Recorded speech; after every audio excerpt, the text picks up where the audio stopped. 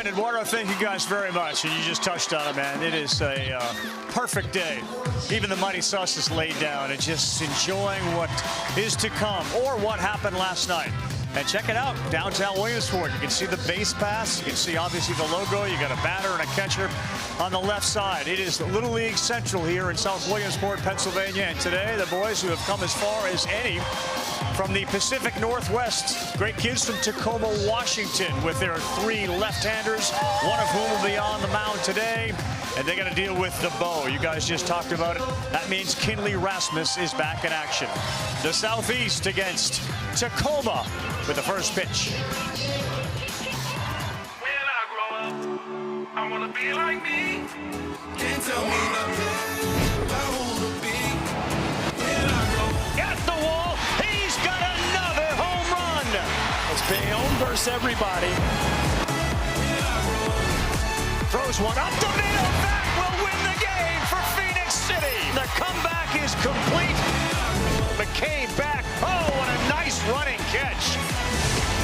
Frank the Tank showing off. And the Great Lakes stays alive. When I grow up.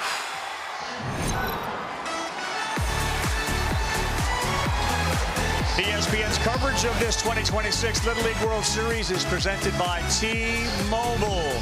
The sun is shining, and you're looking down at Lamade Stadium. Off in the distance, Volunteer just had a game go final. We're just a few minutes away from the first pitch. The Northwest against the Southeast. Tacoma, Washington, Phenix City, Alabama. Yes, Japan stumbled early, but man, have they roared back, playing Japan-like baseball. Pitching, defense, enough offense, and they beat Mexico by a final score of 3-1. They move on to play another day, trying to battle out the elimination bracket. Meantime, on our side, Nevada and Iowa just chilling right now. They don't play again until Wednesday at 3 o'clock Eastern time. Our 2 games today, and the winner, by the way, of Nevada-Iowa will move right and get right into the U.S. Championship game. They are each 1 win away. Welcome, everybody. Happy to have you. Alongside Chris Burke, I'm Carl Ravitch. Jess Sims in just a minute. I think everybody is collectively still thinking about what transpired last night. An epic baseball game in which Phenix City rallied from 5 down to win the game. Yeah, it didn't look good for Phenix City early. Down 5-0, an epic comeback. Kinley Rasmus continues to amaze. 10 2/3 scoreless. Right. She also is the first girl to have a extra base hit here. She's got 3 hits in the event, and her leadership leads to a point where they get to punch their ticket on the bracket wall. The goal of every team here at the Little League World Series, that's where you want to end up at the end of your ball game. Yeah, it was a long one. The coaches are concerned, man. We were at such a high. How are we going to bounce back? We've talked a lot about Rasmus. What about the rest, including a kid who was a hero last night? In fact, a champion. Cooper, take me back to less than 24 hours ago, okay? Your team is down 5-0 in the third. There's 2 outs, and you hit an RBI single. What was going through your mind when you walked up to the plate? I was just thinking, like, we need to score these runs, and I need to do my job. And how did it feel when you did your job and you started that rally? It felt really, like, exciting.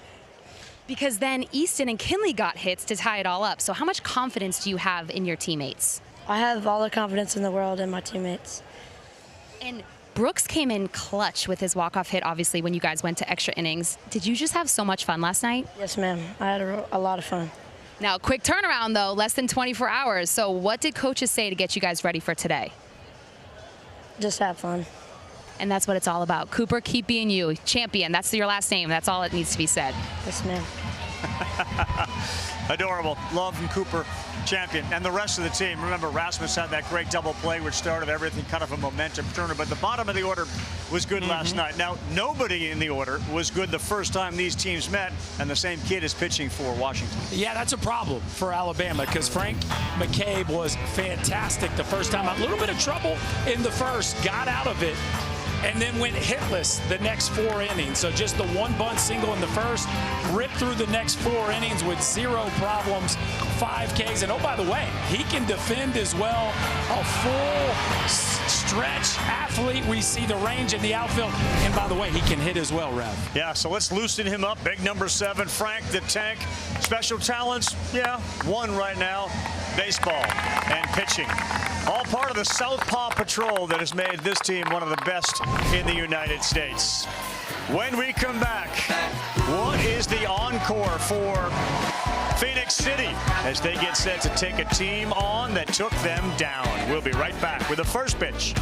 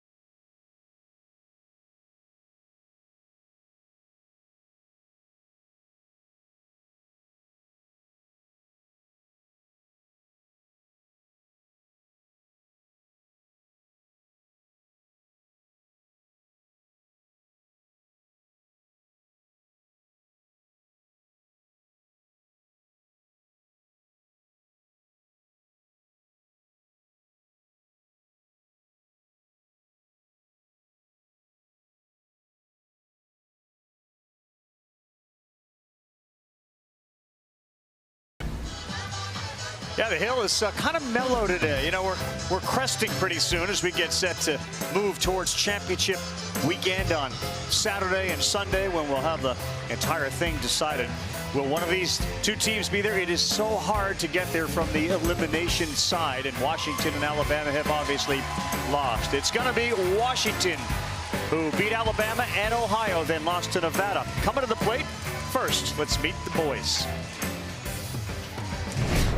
My name is Anthony Romero, and my favorite band is AJR.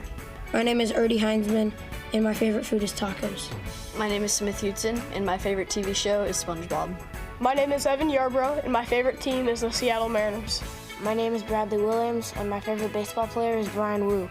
My name is Ronan Loomis, and my favorite artist is Morgan Wallen. My name is Frankie McCabe, and my favorite athlete is Vince Carter. My name is Paxton Hanson. My favorite food is nachos. My name is Quinn Hirsch, and my favorite dessert is root beer floats. My name is Casey Workman, and my favorite athlete is Marshawn Lynch. My name is Tyler Landry, and my favorite MLB player is Julio Rodriguez. My name is Casey Granlund, and my favorite actor is Kevin Hart. My name is Winston Weaver, and my favorite food is pizza. Manager is Colin Yarbrough, Mark Landry, and Albert Weaver, the assistant coaches. This is an offense that really has been carried by their pitching and defense. They're looking to put up some numbers. They scored 6 runs in the Ohio win. Then they were blanked twice by both Alabama and Nevada. Meantime, There's a lot of pressure here, and anytime you come out of that loser's bracket, man, you're going to need some depth on your pitching staff. And the way they managed yesterday, they lost 3.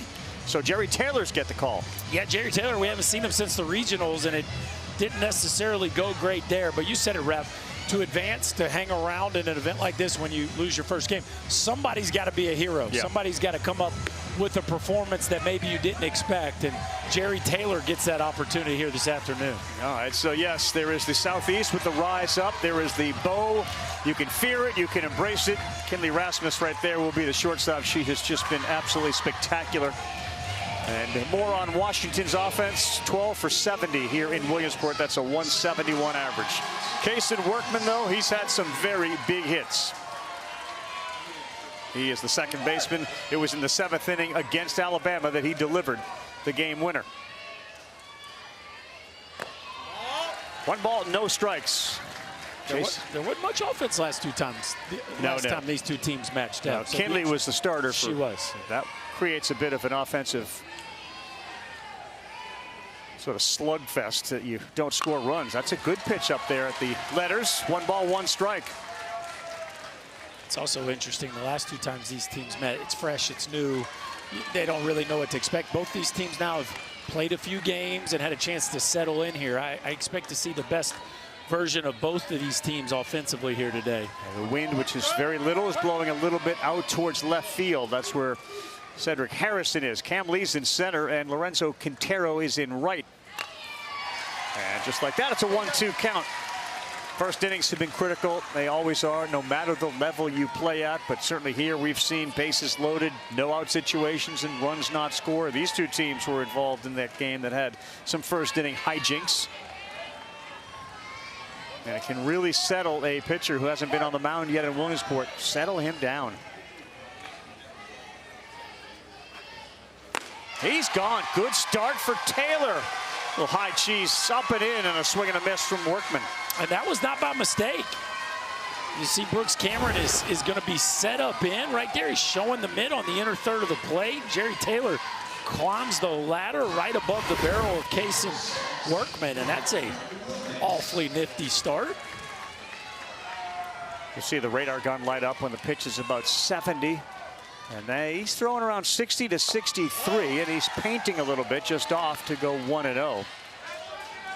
Say this about him, he certainly learned how to calm the moment down. You can just tell the way that Jerry Taylor out there on the mound for a 12-year-old isn't letting it feel too big. Well, and I think part of that, you play a late game, right? You wake up, you get going early. You don't have a whole lot of time to sit around and think about it. Sometimes that can be the best case scenario for a pitcher. Ronan Loomis is going to be the shortstop. He's 1 for 6 here in Williamsport, and he is ahead 2-0. Now it's 3-0.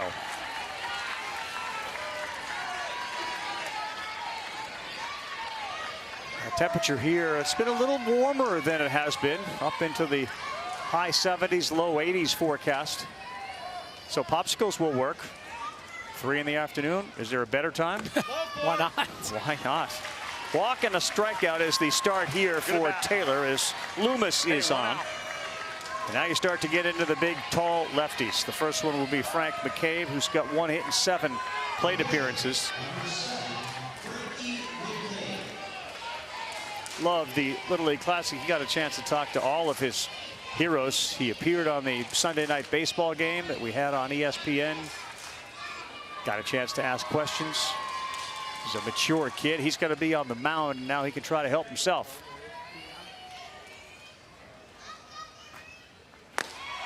Taylor lands one, strike 1. Well, we showed in the open that he's fantastic on the mound. Yep. He's athletic enough to go make highlight reel plays in the outfield. We haven't seen the power that is there with the bat just yet. Just the 1 hit so far in 7 ABs, but it's in there. He is a 6-footer, so he is a very, very tall glass of water out there, especially when he's on the mound. His dad has pitched in college at Central Washington University. And Dad, Tim, has been his pitching and hitting coach his whole life. He had a big growth spurt. He was 5'9", so he added 3 inches on a 1-1. Swings there. It's 1-2. well-located fastball. And okay, last year 4 inches short, and look who sprouted up in the middle there. So that's a big day when you're taller than one of your parents. Now he's eyeballing pops.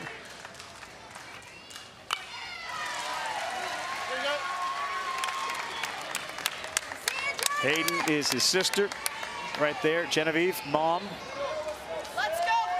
Short sleeves here. Long trip back to Tacoma, Washington, and they hope not to have to make it until after a championship on Sunday. You see him talking to himself to get himself ready.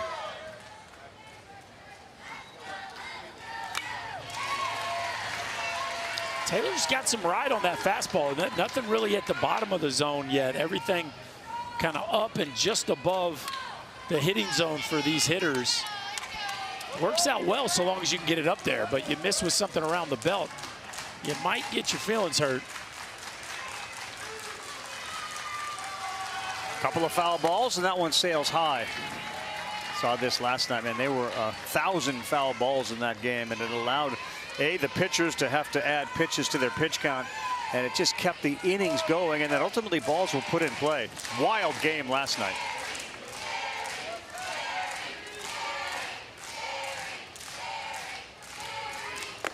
Jerry, he's missed. His misses have been consistent outside. Yeah, outside or up, and everything's kind of running to the arm side, and he hasn't shown a feel for the breaking ball. So really, if you're Frankie McCabe here, even though it is technically a 2-strike count, you're sitting dead red looking for something out over the plate.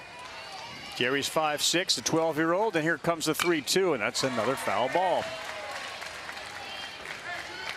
Yeah, when you watch a girl like Kinley Rasmus or Cooper Tisson or Mason Rincon and many others here, you recognize strikeout stuff. You know, you do that at the collegiate level, you know it at the major league level. So you have to be really efficient and pinpoint with your control, because these kids are really good hitters, and they're going to foul off, if not hit, a fastball. Gets the call on the corner, though, and that is that precision you're talking about. Taylor's got 2 strikeouts. That's the first time he's gotten one down, Raph. The four-seamer that finally painted down at the edge, as opposed to that one that's running up around the belly button, and that's a well-executed pitch. McCabe goes looking, and 2 outs here. Yeah, coming off the high of last night, if they can get through a top half of a first unscathed, that momentum will be right there. It's a slow one in front of the plate. The first in time. Jerry Taylor does the job by himself. What a start. How about it, kid? Couple strikeouts and fielding your position. Southeast coming to bat.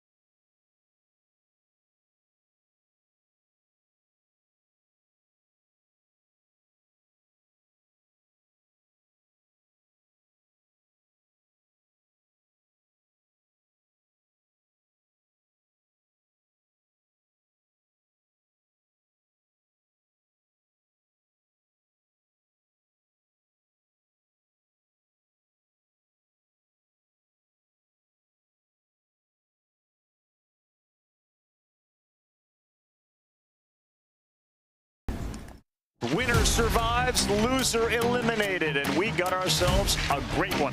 5-0 game, Pennsylvania. And right back at her. How about 2? Are you kidding me? Kinley Rasmus to the rescue. What a clutch hit. Champion makes it a ball game. With a blink of the eye, this Alabama team doing what they do best. Rips one down the line to third base. This game is tied at 5. The ball doing big things. Cole Warner has got a Superman cape on right now on the mound. You couldn't have scripted it any better. Cole versus Kinley. Smothered, and we're going to have a rundown. And out there at third, coming home, what a play. Kinley Rasmus continues to put her name in the record books. Up the middle, that will win the game for Phenix City. And Alabama survives.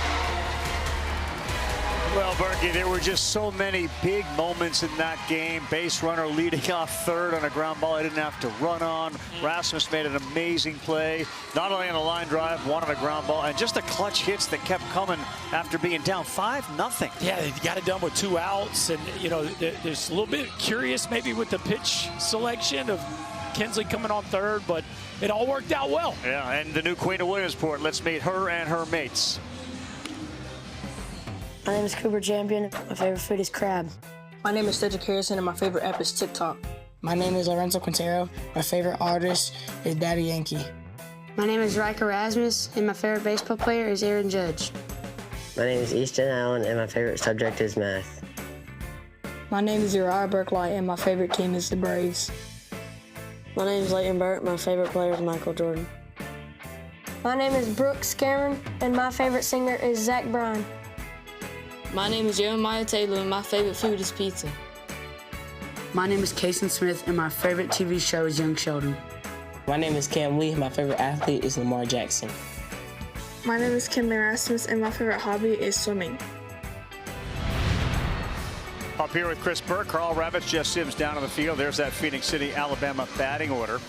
It's been pretty consistent, but again, they got real contributions last night from the bottom 6, including Brooks Cameron, who walked off a hero last night. Yeah, they've been rolling here in the last couple games. The problem is they were 1 for 16 against Big Bad Frankie McCabe the first time out. So let's see what they've learned and if they can make some adjustments, because McCabe's going to show you a fastball up to 70 miles an hour.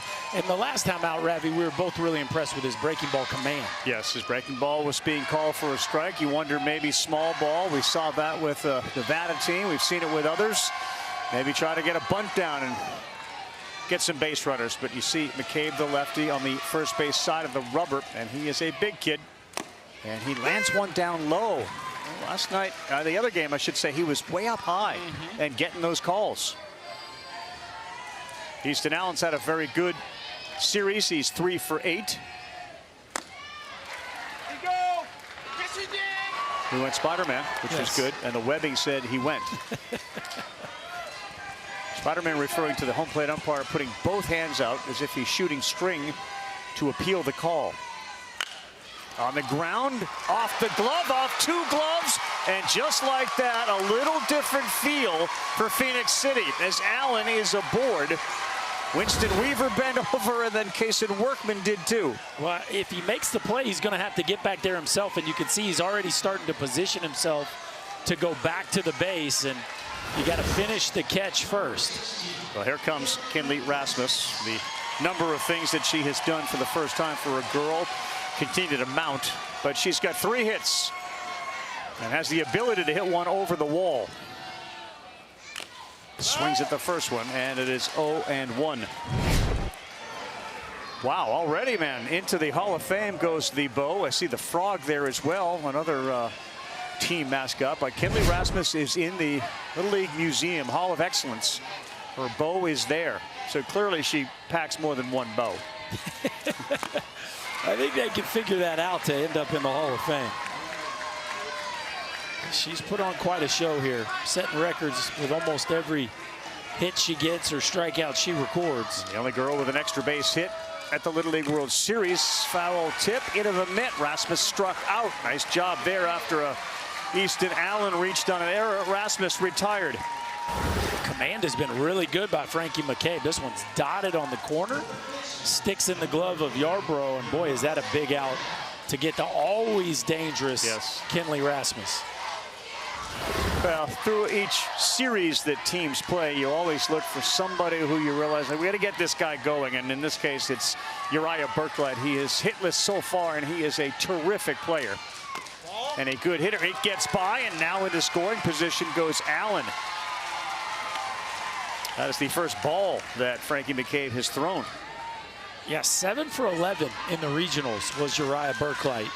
So far here in Williamsport, 0 for 7. So they are anxiously awaiting his breakout game. A little single, though, could score the first run of the game. So he squares, wow, interesting, with 1 out to try to maybe get the runner to third base. I think that was called, too. You can see Case Rasmus, by the way, coaching third today. Little switch for his coaching staff. Not that they're superstitious. It worked last night.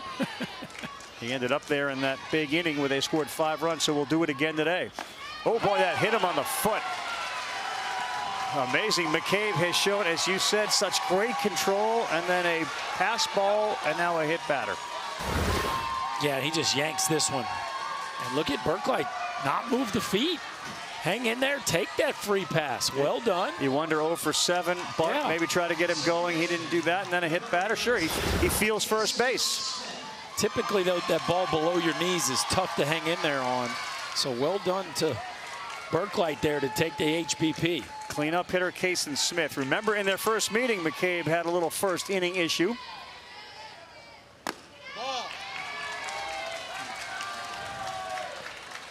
1-0, so it does feel like, at least on appearance, that they're thinking about a way to get to McCabe, which is maybe some small ball.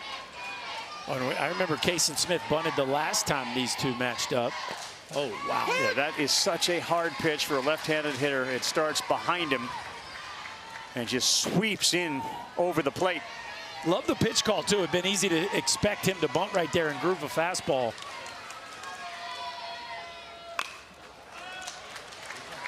There was a fastball. Smith's is 4 for 8. He's had the best series as far as number of hits go, and he also has been credited. We keep this now with a team high 4 hard hit balls. Okay. Yeah. Like that? Yep. I knew you would. It's right in your wheelhouse. Curveball here, 1-2. No fastball. Good spoil. That's a pitch that's easy to swing through, but you can tell he is shortened up. Something tells me we're going to see old Uncle Charlie here again soon.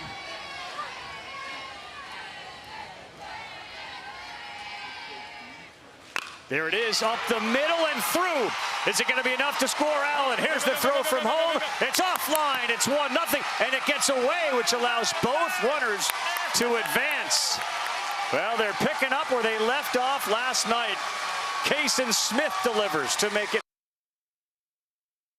Strike approach, right? Fight off the heater, Ravi. Then you're on time for the breaking ball, and he gets a hanging bender right down Broadway, shoots it back up the middle. And this Phenix City offense that finished the game hot last night keeps it going here in the first. Kason Smith delivers. He is now 5 for 9. Unbelievable. What a series. And now you got runners in scoring position for big Cam Lee in the first pitch. On the way inside, 1-0.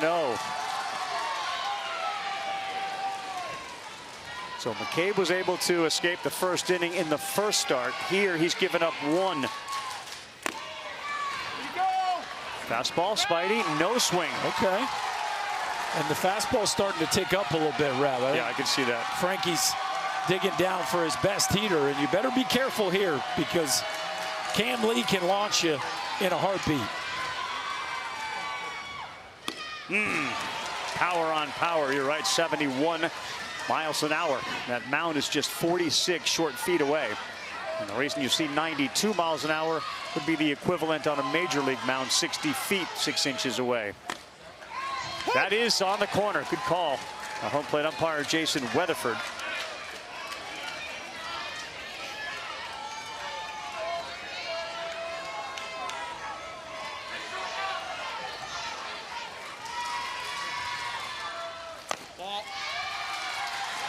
He wants to throw that fastball down and away to the arm side, but you can see from time to time he's getting around that thing and cutting it. That's what he hit Burklight with. 3-2 pitch, outfield shallow and left. Here it comes, and he lands a beautiful breaking ball. Lee was frozen solid. And this will lock you up. This thing starts way over in the other batter's box. And Cam Lee shuts it down early, and that thing takes a right turn late. What a beautiful pitch right there by Frankie McCabe when he absolutely needed it. He sure did. And here's our guy, C.J. Harrison. Foul back. Be ready, Berkey. The old screen redirect. You got to be ready. Eduardo casually flipped up the left hand yesterday. I think that ball kind of caught him. It is unbelievable how little credit you Major League players want to give somebody who made a nice play. Like, no credit at all. Said lays one down. First base is covered. The throw is in time. Really nice job to get over there to cover by Kaysen Workman on a good bunt. But a good start. Phenix City, Alabama in business. Frankie frustrated. It is 1-0 here at the Little League World Series. The Little League Baseball World Series is presented by T-Mobile. The Little League World Series hits different with T-Mobile. And happy birthday, Dugout. Big day. Big, big day.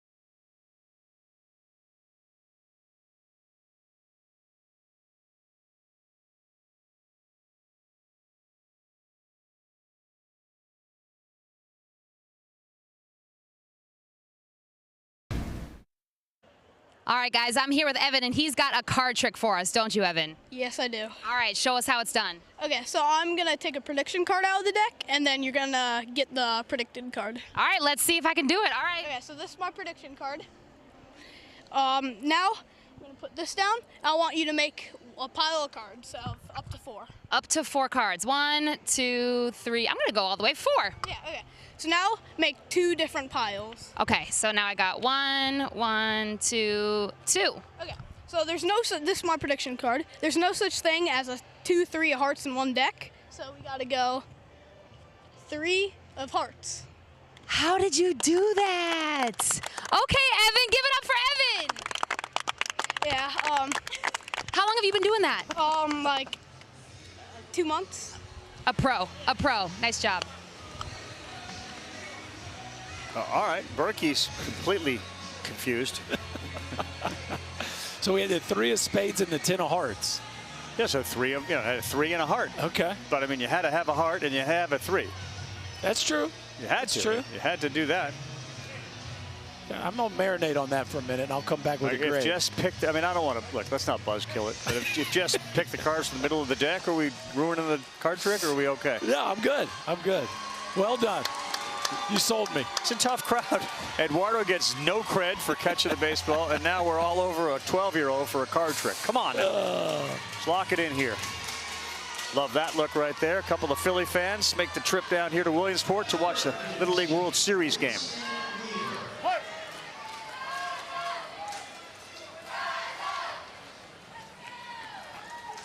Winston Weaver just a little bit high.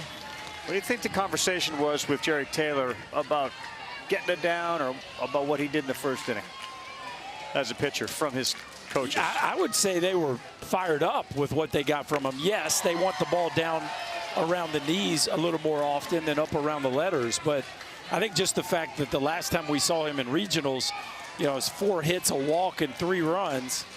The fact that he posted a 0 in the first got to give them a lot of life.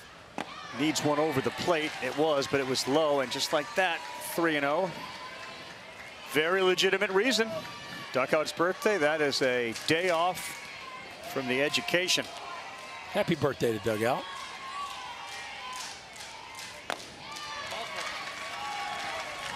That is a 4-pitch walk, and I think you're going to see some patience from the Washington team.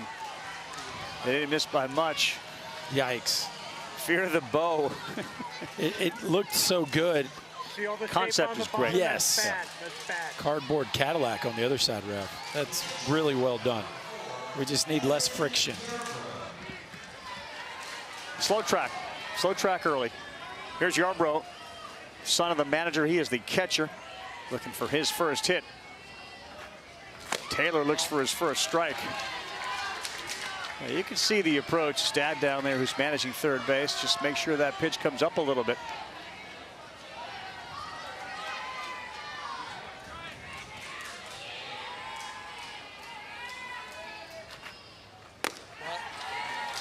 At this point, there's just no reason to swing. You're gonna, again, it's a Washington offense that has really struggled here early in Williamsport, and Jerry Taylor struggling to find the strike zone. You got to make him land one before you pull the trigger. Here we go, Jerry. Here we go. Lands one, liner, double play, in play. Wow.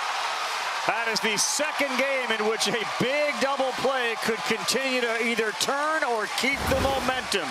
Burklight fired to Rasmus. Well, there's so much for the red light, and you got to love Burklight, who plays shortstop when Kenley Rasmus pitches, but playing the hot corner today, and boy, did he make that look easy. He really did. And I'm not sure the doctor could have prescribed a better med for Jerry Taylor than a one-pitch double play. Prior to that, he had thrown all balls. He throws one strike, he gets 2 outs. And it's tough to knock the kid because Evan Yarbrough hit a rocket. He did. But it just felt like a situation from a team offensive standpoint. It would have been a wise move to take a pitch there. And now Jerry Taylor's got a chance to have a really quick inning. I laugh because until the double play, it certainly looked like the opposite was happening. 0-1 to Bradley Williams. That's a little bit high to go 1 ball, 1 strike. How smooth was our third baseman, Burklight? Yeah, he goes from the catch to the release of the throw in the blink of an eye. I feel bad for Weaver because he just took about a half step off and he was done. This one's up the middle. Rasmus, do it. She did. The bow goes over and makes the play. Kenley Rasmus, range to her left. What can't she do, folks?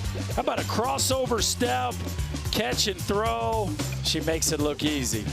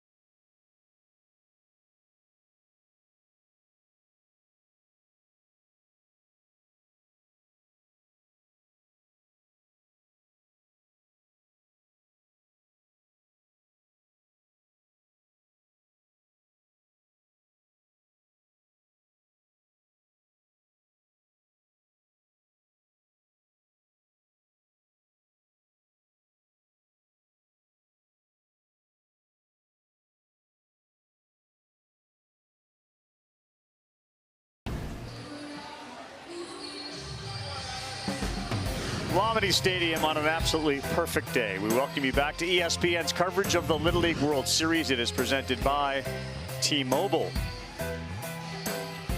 Follow the amazing kids as they experience their own Little League World Series adventure. Download the Little League World Series app and watch highlights, photos, schedules, and more available in the app stores for Apple and Android devices. You gonna bring one of those home? A little dugout birthday celly? Kids, right? I think Connor would be fond of that. Eat that up. Brooks Cameron. Think he was big on the social last night? Oh, yeah. Yeah, I think he was. Biggest hit of his young career, I would say. Inside. Washington with a couple of mistakes defensively. It hurt him. 5 errors in their last 2 defensive innings. And the leash is short. Swing and a miss there because Winston Weaver, who was the first baseman, remember he had that ball go off his glove. He's not at first base anymore. Paxton Hansen has taken his place. They've got a few options over there. So they're going with option B. Who looks a lot like option A. That's right.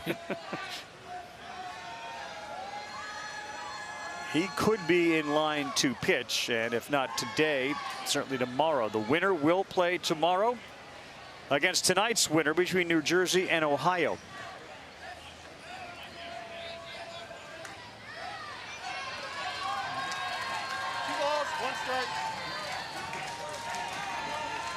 Two balls, one strike. Good take by Cameron. Also, got to leave that one alone. You're not going to have any success swinging at that ball up around your neck. Feels like the wind is in our face now, starting to come in from the outfield. That one misses badly. Cameron will go down to first.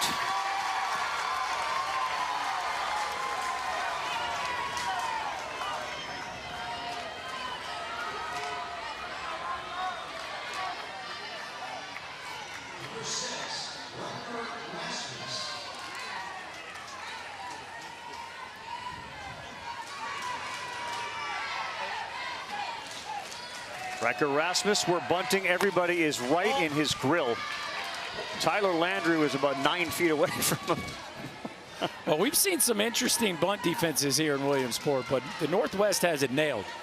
You get the third baseman coming right downhill, the first baseman as well, and then Workman, the second baseman, is going to replace behind. That's the way it should look. We've seen some teams crash aggressively from third, but the first baseman doesn't reciprocate, and really you want to make the hitter feel claustrophobic here and send both people downhill and then cover the backside bags. You think this is just maybe an effort to get in the head of McCabe and not bunt? Because we're pulling back, and I know they're balls, but we're not really thinking we're offering here. Yeah, I think it's definitely a tactic to try to unnerve Frankie McCabe, and it appears to be working. He goes again. He's got the, whoa. That's an illegal pitch. That was an absolute start there, so that's going to be an automatic ball.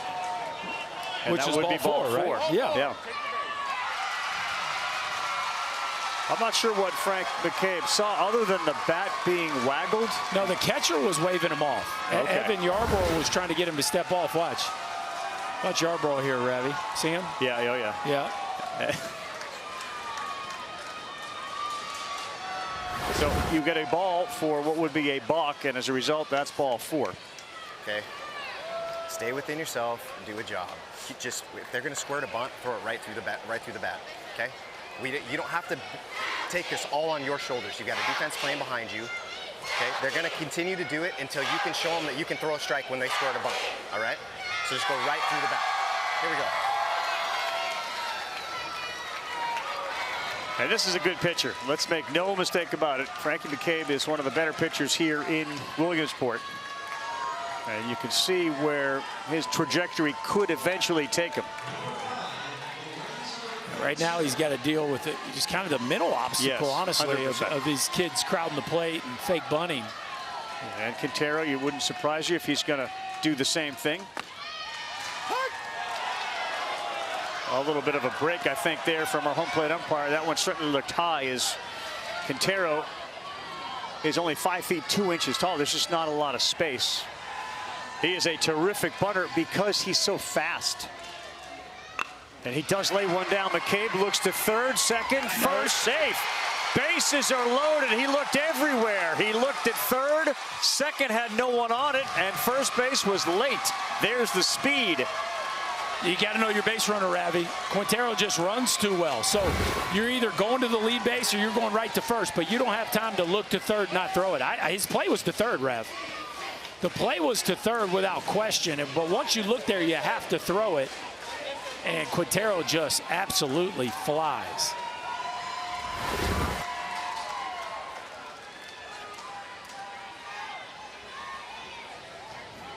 So this inning started with the 7-hitter of the 12-person continuous batting order.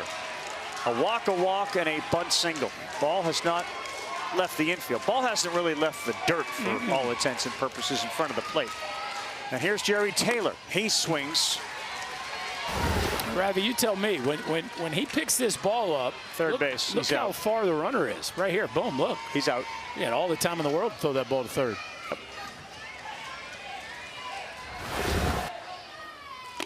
I don't know if he got a little flustered with a moving target, but you just play catch to third. And that's clearly the called bunt defense, so you know they've practiced that. 2-1. Yeah, I mean, Loomis was still moving over to the bag, but a step away. Quarterback hitting a receiver in motion. There wasn't a lot of motion left there. 2-1, big spot in this game, and Taylor swings through a fastball to go 2-2.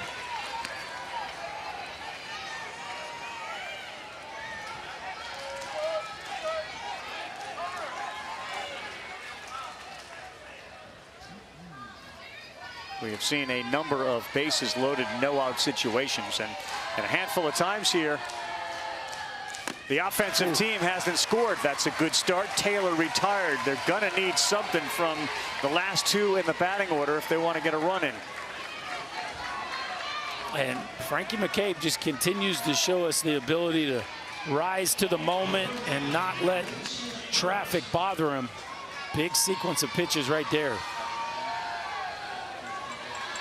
Here's Leighton Burt. Now, all three of the guys that bat 10, 11, 12 do have a hit here. That's a perfect pitch. It's 0-1.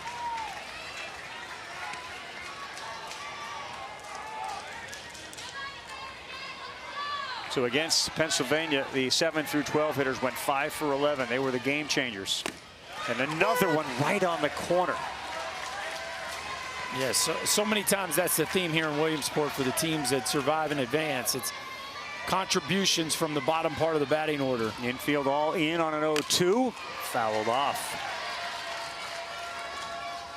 Leighton Burke's 5'4". His dad is a dirt track racer, so Leighton got into it this year. That's his thing. That's his jam. You ever get behind the wheel of a dirt track? No. Car, no? You'd like it. Yeah, I think I could get down with that.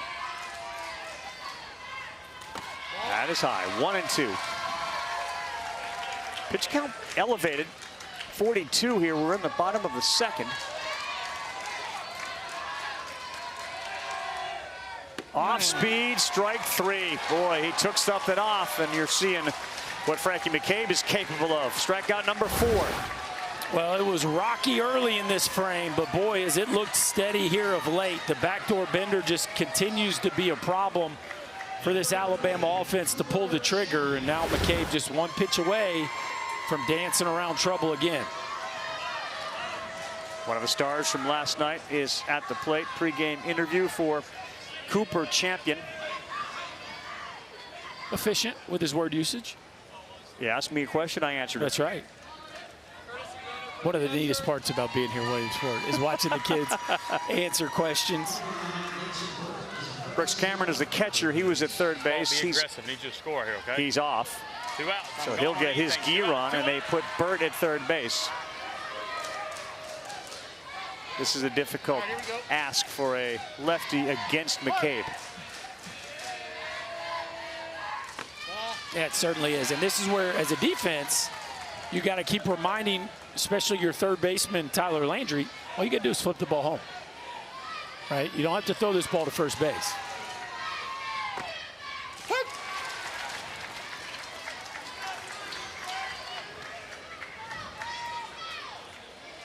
Yeah, and this is where, as a 12-year-old at the Little League World Series, sometimes maybe it can get a little bit quick on you. You go get the ball, you step on home, the inning's over. The inning may end just by the strikeout. Alabama last night had him loaded against Cole Warner, and all he did was go strikeout, strikeout, strikeout, which is exactly what McCabe is trying to do. Not yet. We saw Champion come up with a big hit last night as Southeast was putting together that comeback. Boy, would they love to see a knock right here. Good battle. Last night's was just a high fly. The outfield was playing a little deeper than they are now. Artie Heintzman is the right fielder, and he is very shallow. It landed in front of the right fielder. 1-2, 2 outs, bases stay loaded. Ooh. Just foul. All right, man, that has to earn you a breaking ball. What's interesting is it feels like McCabe is more comfortable throwing a backdoor breaking ball to righties than he is throwing a traditional kind of wipeout breaking ball that starts middle and works away from the left-handed barrel. Don't forget, Kason Smith, the left-handed hitter, has the RBI knock here early in this ball game. This is where you really need to throw that breaking ball starter on the plate and work it off. 1-2. There it is. Reaches out. This one is in foul territory. Oh, I think we got a catch. We do. Paxton Hansen right in front of the Southeast dugout. And that will end the inning. Paxton Smith fresh into the ball game, Ravi. Fearlessly running in, or excuse me, Paxton Hansen. And he gets Frankie McCabe. You think he's a little fired up?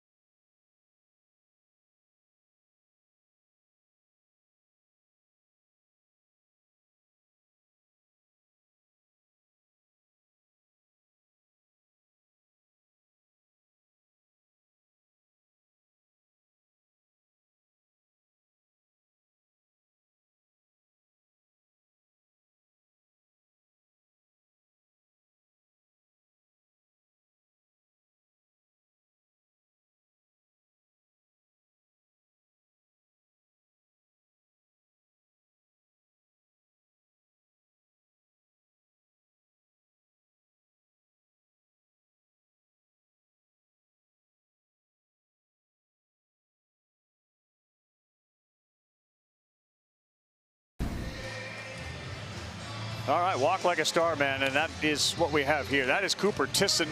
He and his buddy Anthony Johnson Jr., representing the Midwest. We're unbeaten. We're just going to practice today. We're going to dot some pitches. We've got 31 strikeouts between us, and we are in the driver's seat. Check that, 32. We've added one since they started to walk down the hill. I forgot he came on. Anthony Johnson came on in the first game. Exactly. That's right. Yep. So it's basically been those two. Like, that's been it. And we'll get Tisson tomorrow. Nevada, Iowa, 3 o'clock Eastern time. Winner to the United States Championship. Just imagine when this journey began, and now you are one win away from playing for a United States Championship. With all the teams and all the towns and all the leagues, you have a chance to play for a championship with one more win. Here's our guy, Mr. Personality himself, Artie Heintzman. Oh, yeah, that's a big personality right here. He will be appearing at a theater near you at some point. Yep, that's the dream job. But I think it's unlimited what Artie I could see it maybe on first take. I mean, it feels like he's not afraid to run a take out there, too.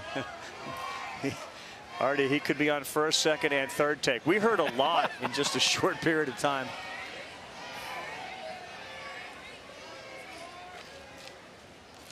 Yeah, we asked a few sports-related questions, and it felt like the whole dugout deferred to him. To Artie, what do you think? Yeah, Tacoma's Mad Dog.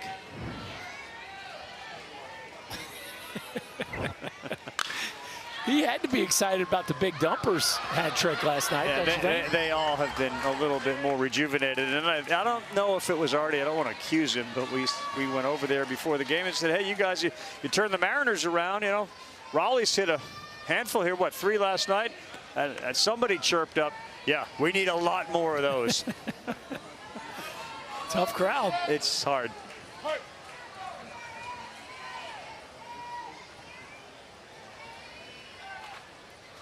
Artie on the ground, a third. Played beautifully and a good throw. Boy, their defense is so good. Uriah Burkland again. Well, you know this. ESPN is the home of MLB.TV. Stream every out-of-market game live or on demand using the ESPN app. Blackout and other restrictions will apply. For more information, go to the ESPN.com/MLBTV. ESPN.com/MLBTV. One down for Anthony Romero. Left side of the infield on this team doesn't give up much, do they? No, it's 2 shortstops over there, 2 really good shortstops. And when Kinley's not pitching and you get Burklight at third, it's not a wise idea to hit the ball on the ground to the left side. Jerry Taylor has allowed 2 walks. He got a double play. And that one did hit our batter, Anthony Romero. Kind of living on the edge a little bit, Jerry Taylor. Then he throws the strike that you need. That one clips the top of the helmet. Kinley taking control here, going to talk to her pitcher. Making sure he's okay after a wild one. Yeah, so Kinley Rasmus, it is a familiar name for baseball fans. Of course, the Rasmus family with the major leaguers. Colby, who is in the crowd today, a 10-year veteran. Corey, 4 years with the Angels and Braves, and a pitcher. There's been some stuff out there on social media showing the deliveries of both Corey and Kinley side by side. They are eerily similar. So she has been taught and healed at the great behest of all of these major leaguers and some minor leaguers. And there's a brother-in-law, too, who played a long time in the majors, Jeff Mathis, for 10 years. Yeah, she's been privy to some conversations that a lot of folks haven't. Colby making an appearance, playing it up for the camera. 1 ball, 1 strike. Landry almost got hit, but he backs out of the way. Question, as you can see this thing unfold, is Tacoma going to be able to generate some hits to get themselves some runs? That's been the hardest part for them. Their pitching's been great. On a 2-1, there's a ground ball. This could be 2. They got a chance. And no, I think it might have been dropped over there by Riker Rasmus. It dropped to the ground. That was going to be real close. Yeah, it looked like Greg Tremblay was ready to finish that one. Oh, watch this pick right here. Keep your nose right on it. He rips it to Smith, over to Riker, and yeah, we just don't finish the catch. I think he was going to be safe. Yeah, you're right. Safe anyway. But 2 down for Casey Granlund. Third base, the hot quarter's been busy. Did that one hit him? He's saying yes. The home plate ump's disagreeing with him.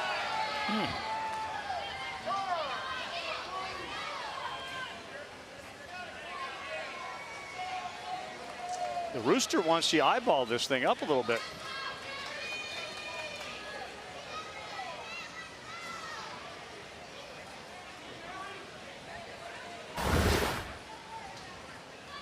He's saying it clipped his, kind of like his pants leg. Ooh, I don't know, Ref. If it did, I don't think you can see it on TV. Oh, that one's not helping. This feels almost 4K-ish. We got to go real slow. I think it looks like it sneaks by. Rookie? Yeah, I'm not seeing an HBP there.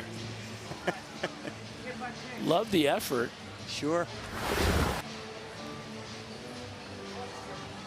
They don't even need to put those on. They could just yell up here to you. Yeah, nope, good. Play.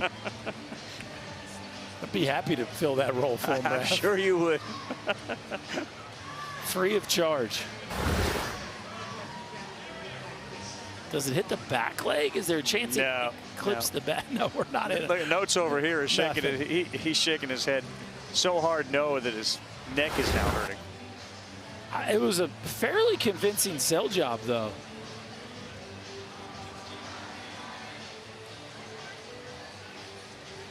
Dugout's birthday pin giveaways. Come on down. South Williamsport, Pennsylvania. Dugout's birthday pin giveaway. I'll take one of those. Where are you on the pin game? I'm out, but the Burke boys got in, so that makes me in, I guess.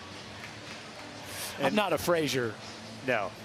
And how did that go over there? So somebody sees one of your kids' pins and immediately says, "Hey, what do you want for that?" And then there was the look to Dad, like, what does this even mean? Like, how's this work? Yeah. It's, you know, and there's that, you know, you're trying to gauge the whole industry. So it's like, if somebody comes up and all says wants something, you feel like you're being swindled. So then you immediately get defensive. Wow, you went conspiracy theory right out of the gate. I had to relax Lucas. Lucas, if you like it, there we go. No HPP. Berkey had that in 3 seconds flat. But if you like it, trade for it. If not, don't sweat it. Yeah, there's no, money's not changing hands here. These are pins that are given out. You like one, you go with it. You don't, you're good. That's it. This is not pressure. Yeah. Captain Frazier, he goes over there and just holds court. Yeah, he's kind of a big deal. He's 1 ball and no strikes to Granlund as we pick the action back up, and a swing and a miss to go 1-1. Yeah, I think that was established back when the Little League team won a championship. He comes back here. He's once a big deal, always a big deal. Yeah, fair. That whole home run derby thing. Yeah. He tried again. Well, oh boy. He's feeling things that maybe other people aren't. It's going to be a hard sell after what happened the first time. It is, the conviction with which he's selling it is very impressive. Almost to the point of like, I'm getting drilled up here. Are you seeing this?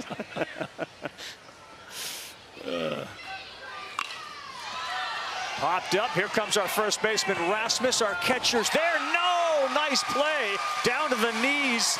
Brooks Cameron went, but he held on to it. Not an easy play. And as Case Rasmus will say, we love this guy. We need this guy. I was a catcher. He's a catcher. I'm all about what Brooks Cameron is doing the last 24 hours here in South Williamsport.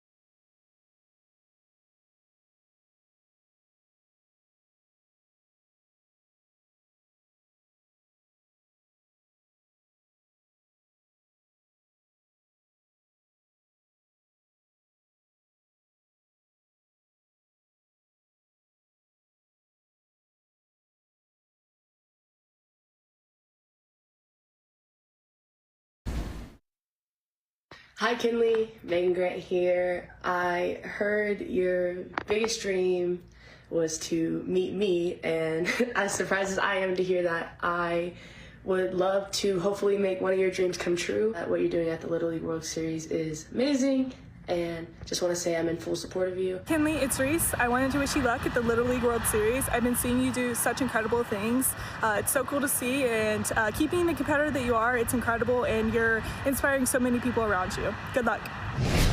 Kinley's on a first-name basis now with Reese. Yeah. Of the Athletes Unlimited Softball League. Fear, love, respect. I love all that about the bow.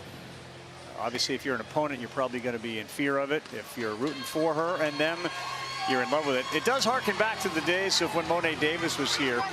And Monet was one of those sort of athletes that transcended the game, because she was so good, and it had been a while since somebody had been that good on that stage. But she brought the game. In Kinley's case, the original aspect of a girl doing it here was gone because Monet did it. But her level of play is, I think, better than any we've seen before. Yeah. Better than any I've seen before, and I've been here for quite a while. And she is, everybody's got fear the bow fever right now. Loved it. I do think it shows something very special about her, because the hype around her performance in the regional was real. And I think the bar that was set for her to meet expectations was very high. And the fact that she's exceeded those expectations just shows you how comfortable she is in a bright spotlight. And I think that bodes very well for where she's headed. Agreed. They both transcend the sport of Little League Baseball and inspire a generation. The bow is really working in that it's one of those things that you can gravitate towards. And I'm sure there's a lot of little girls wearing bows all over the place because of what Kinley is doing.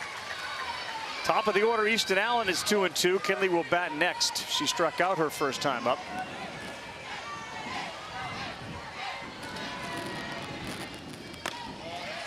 Just missed. Good pitch there from Frankie McCabe.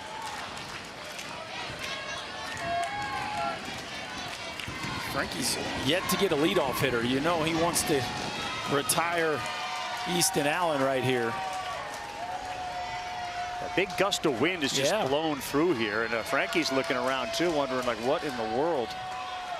Maybe a little weather coming in, Rev. Let's hope not. We don't want weather coming in. No. But he missed, and you know, maybe that was something that got in his head because the wind started really gusting.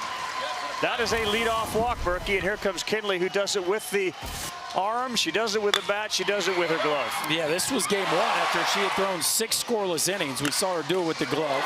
Then she comes in the game last night and immediately turns a double play. We saw the range today up the middle. She's done a little bit of everything for us. First pitch to her is on the corner, strike one. She hit a line drive last night, the hardest hit ball of the night, with a little more arc on it. It's a home run.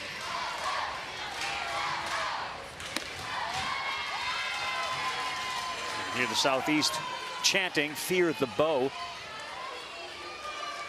And she's made it very clear she is excited about doing this for the next generation. Allen in a scoring position, first base open now, and a 2-1 count to Kinley Rasmus.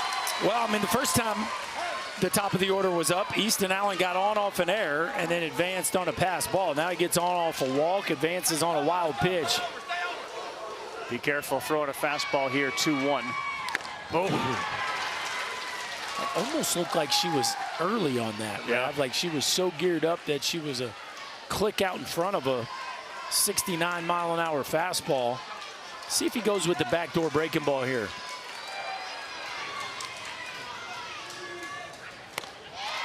A little high, 3 balls and 2 strikes.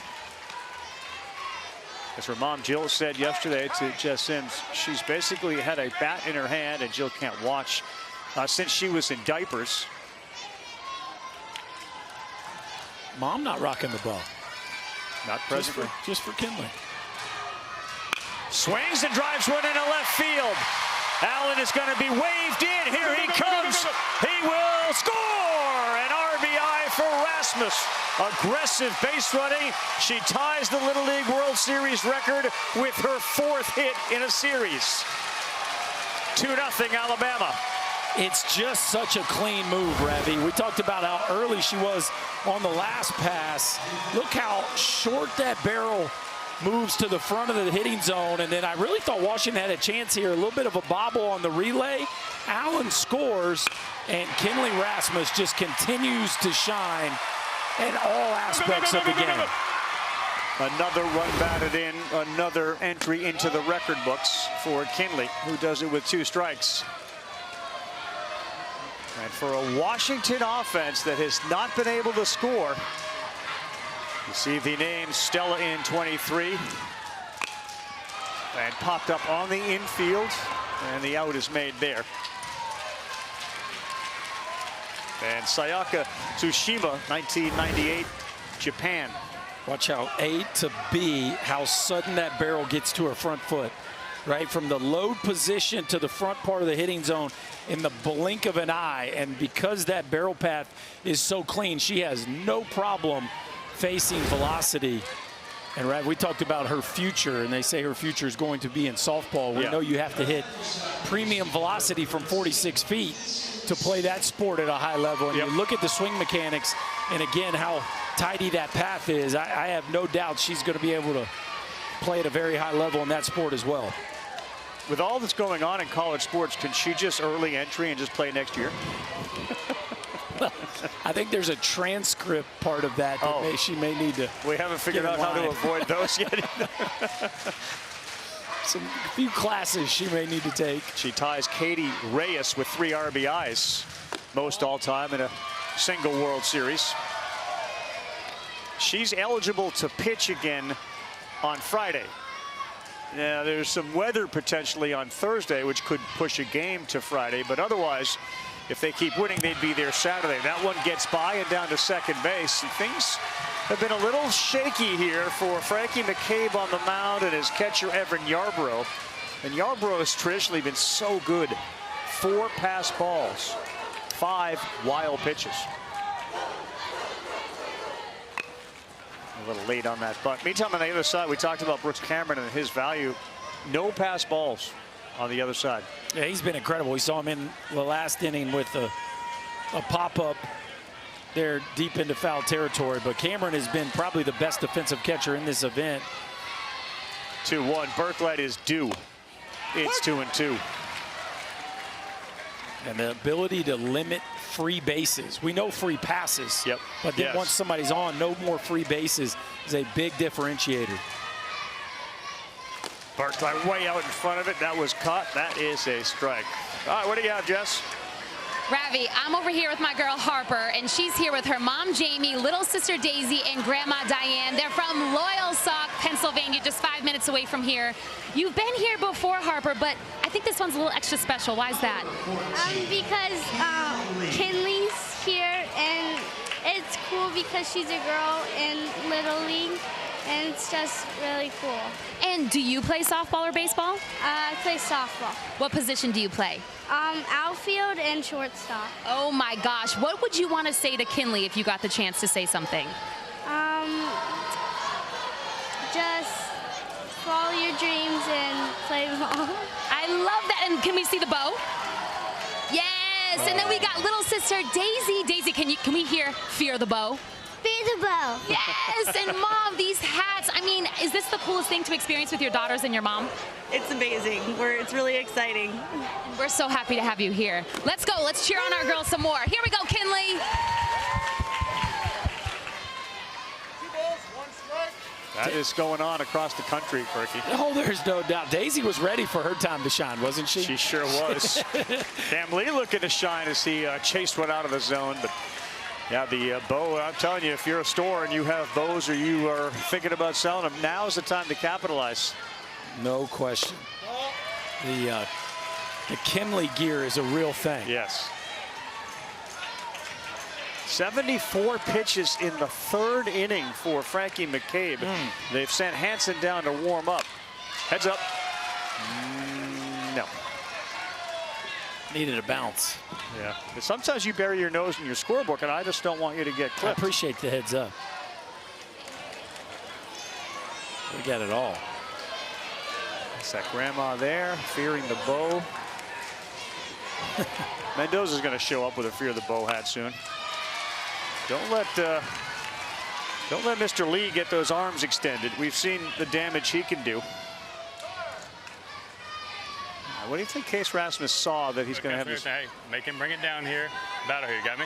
You have a good approach. Whatever your approach is right now, I trust it. I believe in it. All right? Let's work. Let's go. Nobody better, Cam. Whatever it is, believe in it. So he really didn't try to dictate what he wanted him to look for. Just really encouraging him to be convicted in whatever it is. 3-2. Oh, he's convicted. Center field and a big ride to the base of the wall. Rasmus comes in. He's in second, and the speech worked. Phenix City, Alabama now up 3-0. Fourth RBI for Cam Lee, who got his arms extended. Say he was convicted in what he was looking for. Gets a fastball, middle, maybe just a touch. Look at that back knee, right? So how do you get below the ball so you can launch it, get in your legs, and stay in your legs as he rips this ball up the center field wall in easy to second base. This Phenix City offense playing with a lot of energy. Yeah, swinging aggressively. And after their first game in which they were shut down by this guy right here, they started to hit. And for the Rasmus brothers, they believed it would continue. They've seen this act all summer. Harrison with a strike, pulls back. That's just inside. Check this out, Ravi. Fastball down the zone. We got to get below it. Watch. See how he's in that right knee now? Through contact. Watch how he goes even deeper into it. And so you hear people say, hey, man, stay through the ball, stay through the ball. So you get in your legs, and then you stay on the ball. Next thing you know, you compress one over the center fielder's head. I tell you what, Cam Lee's got a chance now, Rav. That's a good-looking athlete with power. That's outside. The biggest challenge for Cam Lee and this sport is his love of the other sport. And that's the one with the football and aspirations to be a quarterback at a very high level for a prominent university in the state of Alabama. There's a couple of those. Yes, there are a couple. And I will tell him those two sports pair nicely together. The fall and the spring, you can kind of ham and egg it in the summer. Don't let anybody tell you you got to give one of them up, kid. Love that message. 3-2. High in the air, fairly deep to center field. Over there to make the play is Anthony Romero. After a 1 for 16 start against McCabe, they are 4 for 14. And Kinley Rasmus was all part of it. She delivers, the bow's on fire, and Lee backs it up with a wall ball double. We're halfway through, 3-0 Alabama.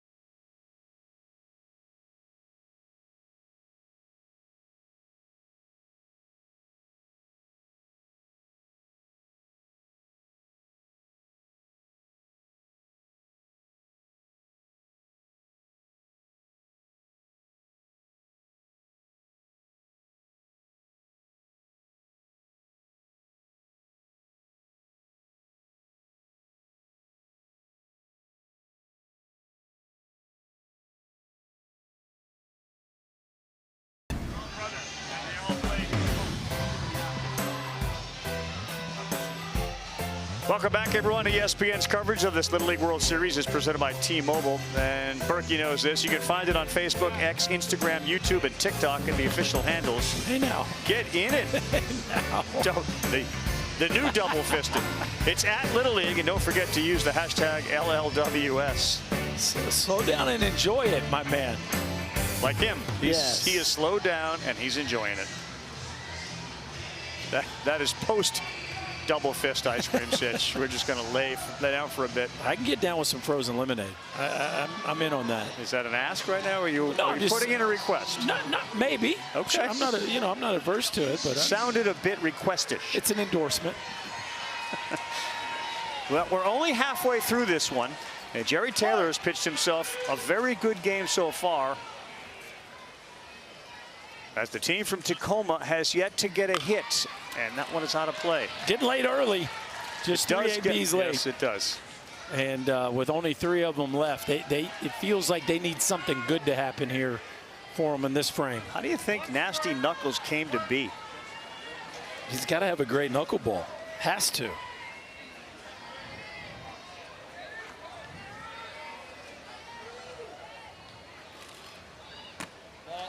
Didn't miss by much, but the count goes 1-1. Just an absolute blazing sunshine now down on this gorgeous green field that is Lomity Stadium.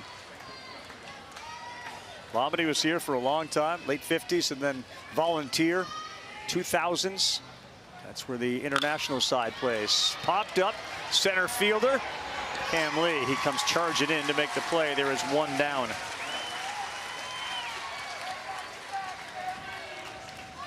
Think about the new sign up there. You were talking about being up on the Sports Center set, the Little League Today set, high above center, and you said that's a difference maker. At nighttime, that thing really pops, Ravi. They get the lights going on it. It changes colors. It's just a really sharp look.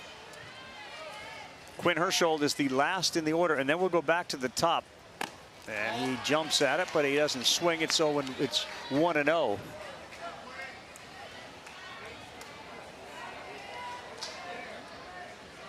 $3-0 in favor of Phenix City. They win, they'll get the winner of tonight's game. And Bayonne, New Jersey, and Mason Rincon, who's scheduled to be the catcher tonight, back on the field. Isn't that interesting? That he's catching? Yeah. I mean, we've seen him at short, we've seen him in center. Well, obviously, we've seen him star on the mound, and with the bat, now we get to see him behind the plate. There's a few stars here in Williamsport that have shown us positional flexibility. I'd love to see that at a young age. Inside 2-1. Look, the lefty Cooper Tisson was sitting here behind the plate catching, so I think a lot of that has to do with their athleticism, who's pitching, making sure the ball doesn't get to the backstop. Rincon has been at shortstop. We've seen him at center field. We've seen him on the mound. And again, behind the plate tonight. Boone Treadway, we've seen him catch, play short, pitch. And he's pitching tonight against Mason Rincon and Bayonne. I think that makes sense, don't you, though? I mean, and you talked about it. You've told the story. You don't need to about the one time. We're done with that. One time that you caught and busted up your fingers. That's going to be a walk. But I do love the kids that catch. All right, so we'll go back to the leadoff man, Kason Workman. But first, ESPN and Little League have teamed up together to take back sports. So what does that mean? Through collaborations with Project Play and Positive Coaching Alliance, we hope to make youth sports more accessible and fun. The emphasis is on fun there, so the kids across the country have the opportunity to play and keep playing. Visit takebacksports.org. Tips and resources on how you can make the youth sports experience better for kids. Ground ball, tough hop. Rasmus, nothing to do with it. And that thing hopped up on her glove. So there'll be 2 on with just 1 out. Yeah, this one was sharply hit. Let me see this replay. Felt like maybe she could have gotten around it. I always like to take a deeper angle and try to get around it when you're starting a double play. Sometimes that transition from the backhand to feeding the second baseman can be tricky, but I think that one just had some top spin and ate her up there. And now here, this is what Washington needed. A rally here at the top of the order. Yeah, and here is Ronan Loomis, 1 for 7. They will throw behind the runner and a little shy of second base.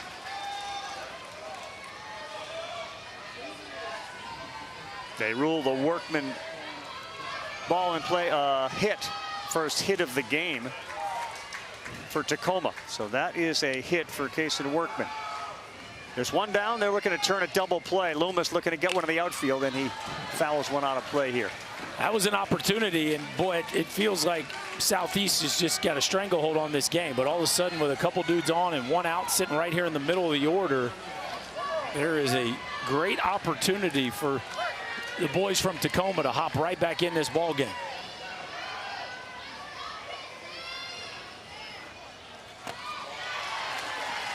Two balls and a strike. He looks into his dugout, shakes his head, thought that should have been a called strike. They helped themselves with the double play last night. They have helped themselves today with a double play.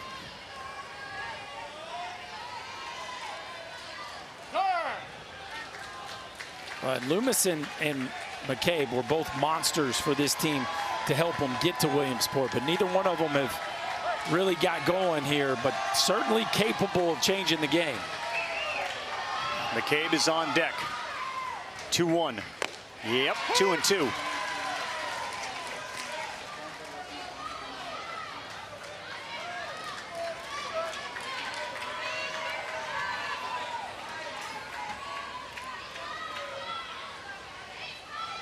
Ground ball to Kinley last night, similar situation. She went to third base, picked up the third out.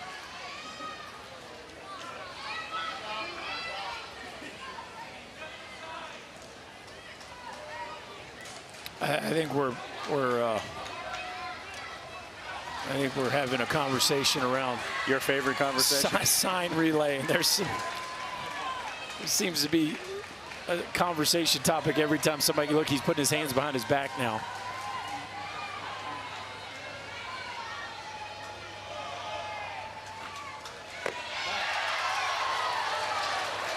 Three and two, just missed. Good call there. Fastball well off the outside edge. Nice take by Loomis. Yeah, I don't like the idea that we've got to keep our hands behind our back to work, because that's not how you want to start running either. Big one here, 3-2. And he missed. That is going to load up the bases with just one out. Well, it's 3 free bases. I know the one was called a hit, but yep.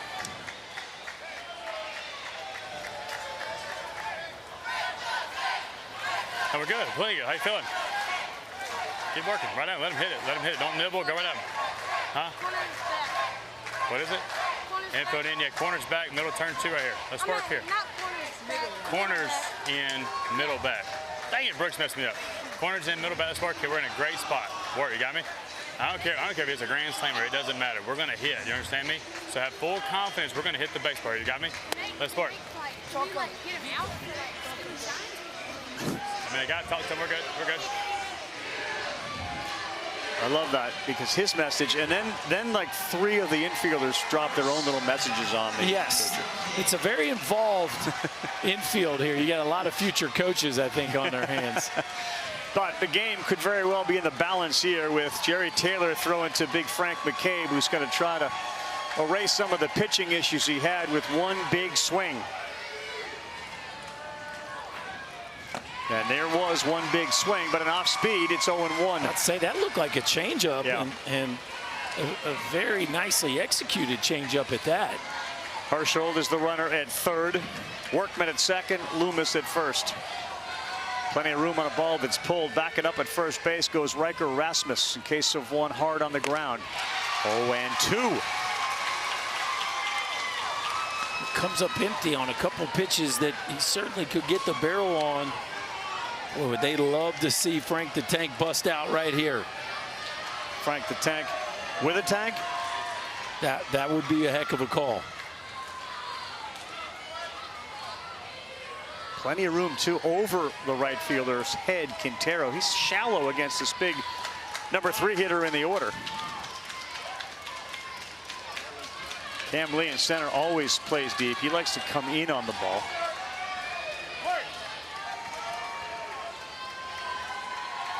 Taylor has only 2 strikeouts, hasn't had one since the first inning.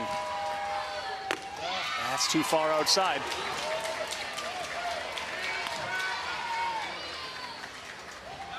feel like we're going to have action. It's feeling the longer this at-bat goes on, the more it goes in the favor of Frankie McCabe. Yeah, I just think there's action. I think the ball and the bat are going to meet. Wow, that is a brave take with 2 strikes. Well, it's a pitch we saw called a ball just a few pitches ago, and you got to give it up for Jerry Taylor. Great 1-2 pitch, but McCabe doesn't like it. The call goes his way.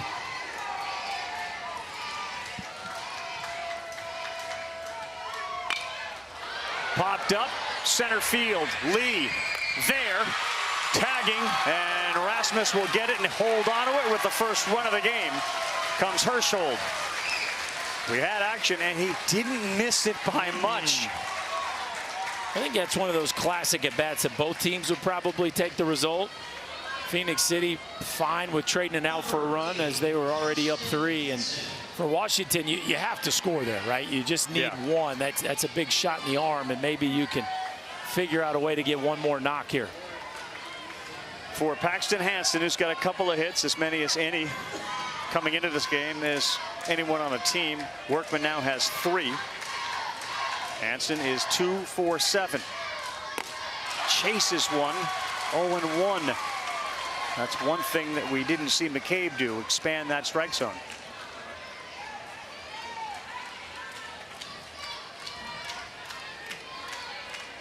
Lorenzo Quintero almost daring you to hit the ball down the line. Pretty much just standing in the gap.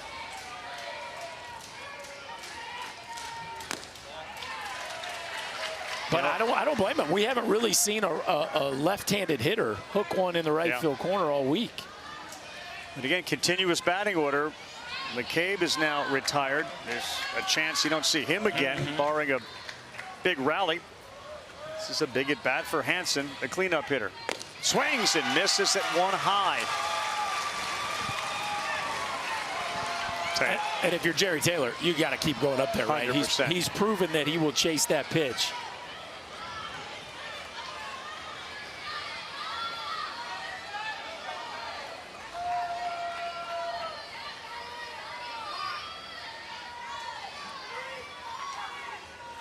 And he did. Heads up. So Taylor has given up just 1 hit. And when you don't have Rasmus available, and you didn't have Riker Rasmus available, and Berklight wasn't available, if Jerry Taylor can get through 4 with just 1 hit and 1 run. On the ground to second, fielded beautifully as Smith went to a knee. They will strand 2, and Taylor gets out of it. Bottom 4 coming up. Southeast back to the plate, leading 3-1.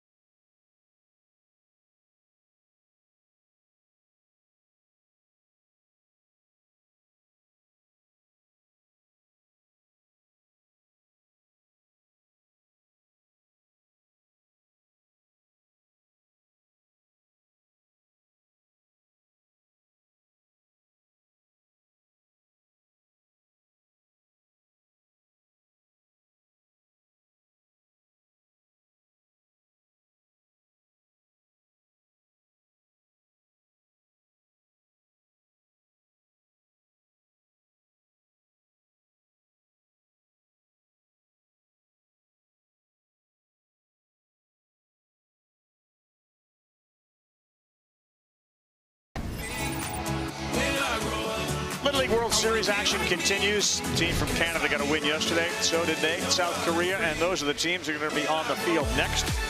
And then it is OHIO, or as we've learned because of their water quality, OH2O. Jess Sims give credit there.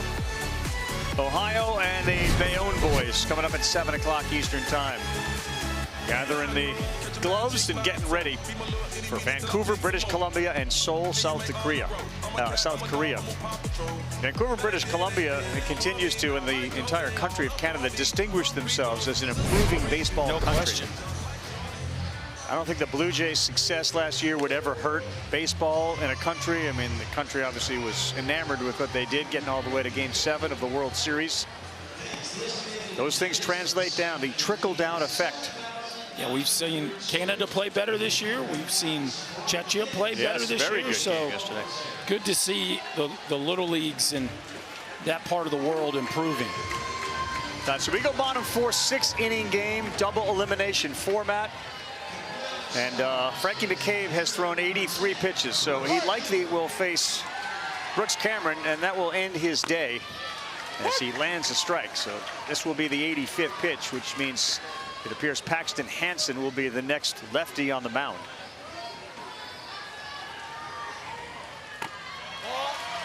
One ball, one strike. So they got one run. It certainly feels a lot more doable than being down 3. The challenge for Washington is going to be the rest of their order. This ball is popped up to left field. Hershold is there. Oh my goodness, he just missed it. It may have been the sun because he was under it and all over it. And now barking at himself. To second base goes Brooks Cameron. Oh, you'd love to see his buddy come over there, Anthony Romero, coming over there, giving him some love.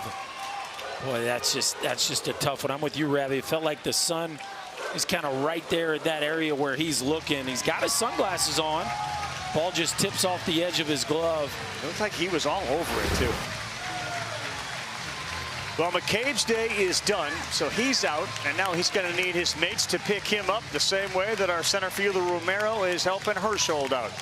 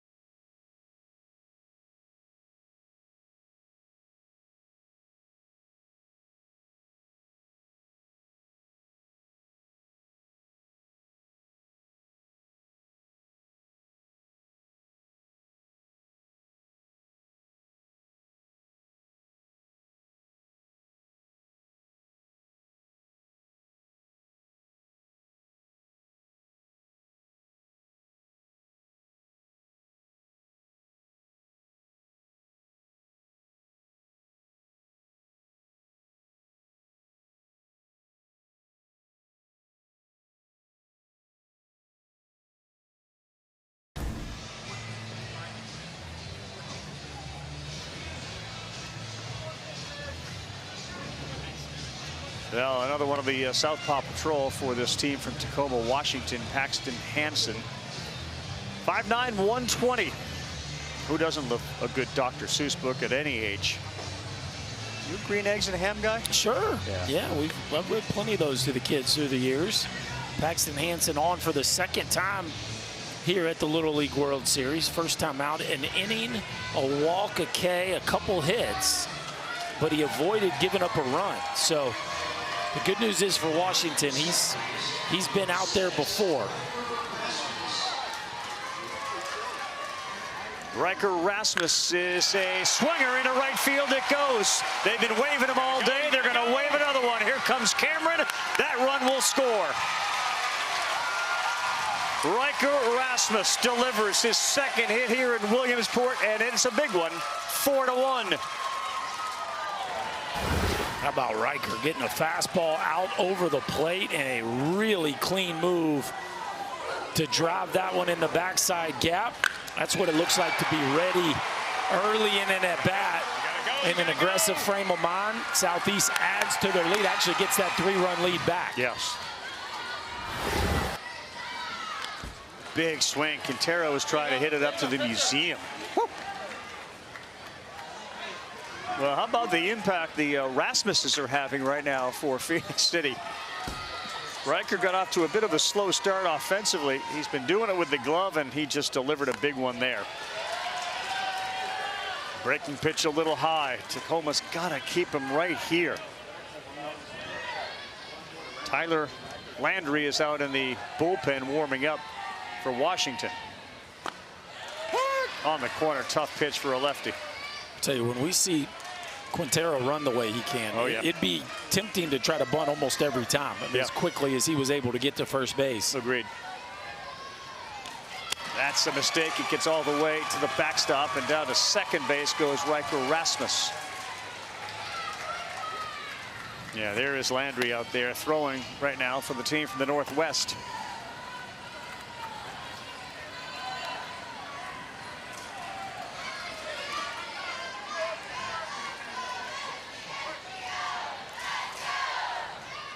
Two-two, line shot off the glove of the third baseman, Granlund. Nice play to stick with it. He was even with the bag, if not in a little bit, and that was a shot off the bat of Quintero. He hung with it and threw out the fastest guy on the team. Yeah, I mean, it's like almost past him, Rav. And then it squirts out of his glove, and the presence of mind to get it across the diamond just in time. But that ball felt like it was already in left field when he got his glove on it. Nice reflexes.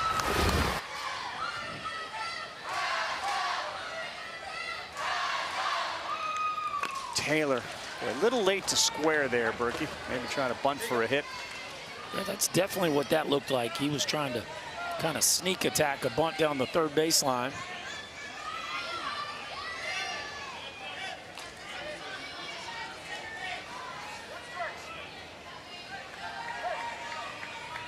They've been very aggressive against Paxton Hansen on in relief. Popped up, shortstop going out. Loomis, he's there to make the play. And just like that, 2 outs now with the runner at second base. 1 run in.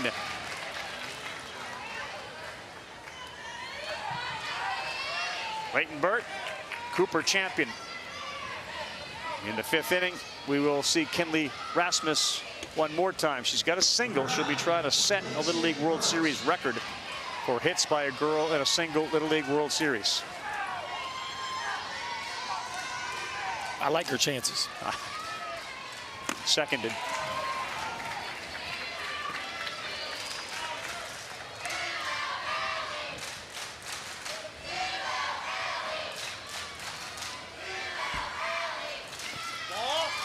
Hey, they got all the chants. You got the 2-out rally chant going now.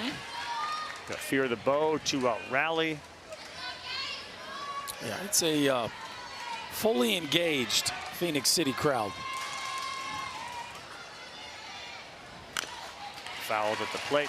Here you go, here you go. 1988, Ithaca College Bombers go to Phenix City, Alabama in the Amos Alonzo Stag Bowl. Champions, Phenix City, Alabama. You just said a mouthful right there. Let me try to. Ithaca College football. Division III champions. Okay. How'd it go? Had to fly down. They won it. You had to fly down to Phenix City, Alabama for the game in the Stag Bowl. You called it? Covered it. Yeah, that's what I'm saying. I had graduated. I didn't call it. I was out of college at that point. Okay. 2-2. And a slow roller with some English on it. Not a problem for the workman out there. He makes the play. They get one. 5th inning here in South Williamsport. Phenix City leads it by 3.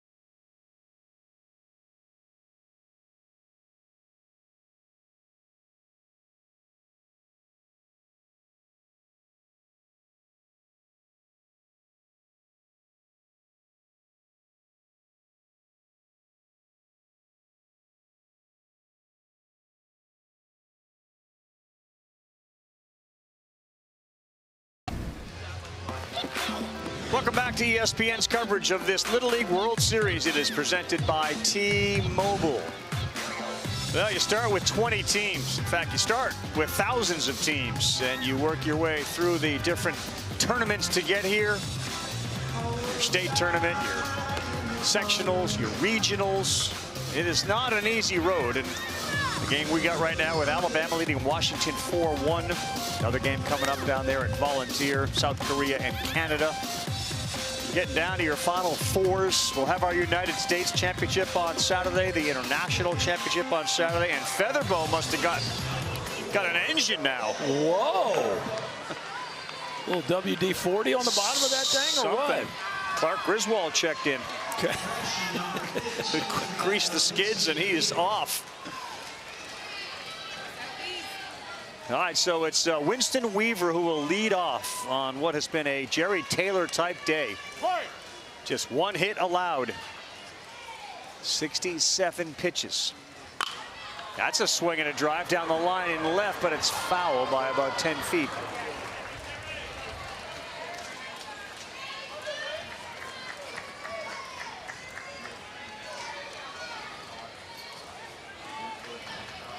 Looks like our guy C.J. Harrison out there getting loose.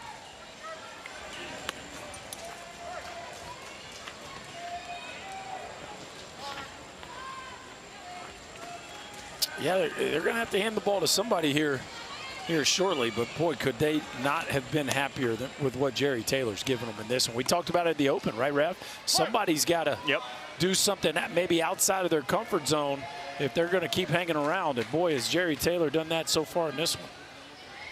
Tell you one thing about Mr. JT out there, somewhat James Taylorish, man. He'll just play at his own level, man. We're just going to go slow and easy. Carolina on his mind? He might have Carolina's mind.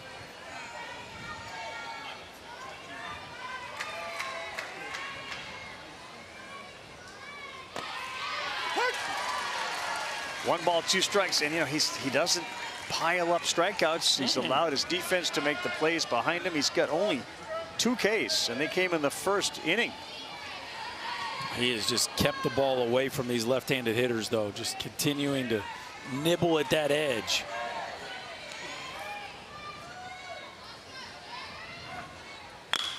Laced into right field, hard hit ball. It is fielded out there cleanly and now dropped, but no advancement. That was one of the harder hit balls that we've seen. And Weaver is aboard with a leadoff single. Well, that one wasn't away.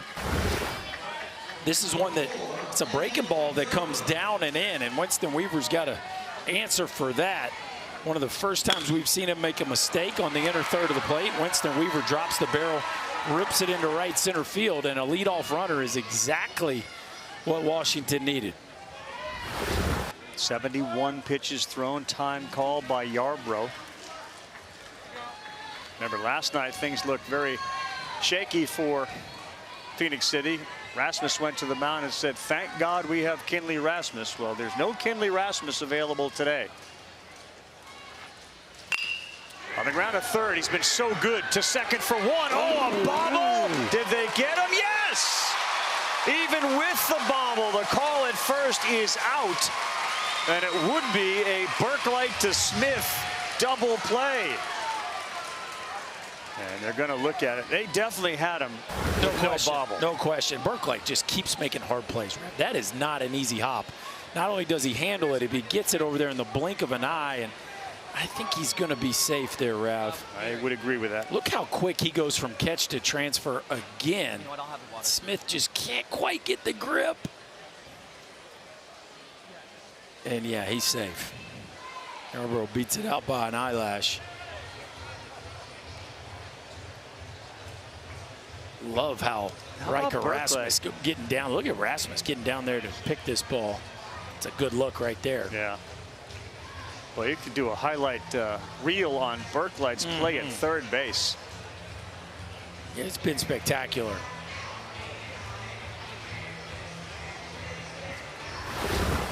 Again, replay, I get it. I know it's valuable, but Burke is right up here letting you know I got it.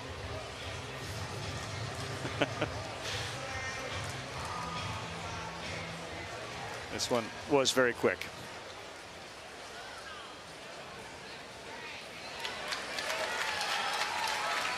See, if we did that with the broadcasters and Frazier's up here, we'd all get to laugh at his calls. Yeah. It'd be amazing. He is an absolute umpire wannabe NBA, NCAA basketball official. He can do it all. He is, as you said, Mr. Everything. Alabama has made just 4 errors, 84 chances, a .952 fielding percentage. Fundamentals have been great. Well, 2 balls hit pretty hard. Weaver and Yarbrough. Bradley Williams next up. And ready for a 1-0.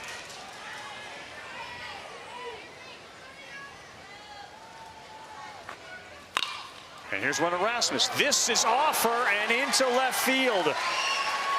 That's one of those I think you want to charge once it hits that ground on the first one. She let it play her. Well, you got 2 choices. You either back up and take the long one, or you come get it and charge it. And once she backs up, this one she tries to get in front, Rav.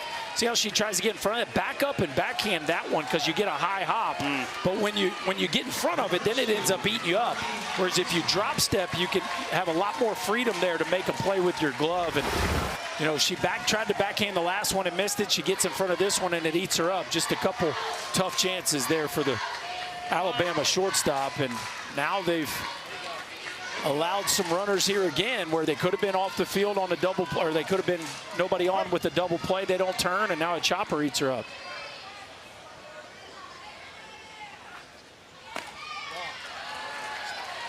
Let's give Tacoma credit. Weaver hit it hard. Yarbrough hit it hard. Bradley Williams hit it hard. Pitch count to 75. Only 1 out and down by 3. Arnie Heisman's come up with a couple of hits. He's been very good in this situation. Can he do it again? Ooh, a knee buckler. Yeah, they moved him up in the order because he's been swinging the bat well.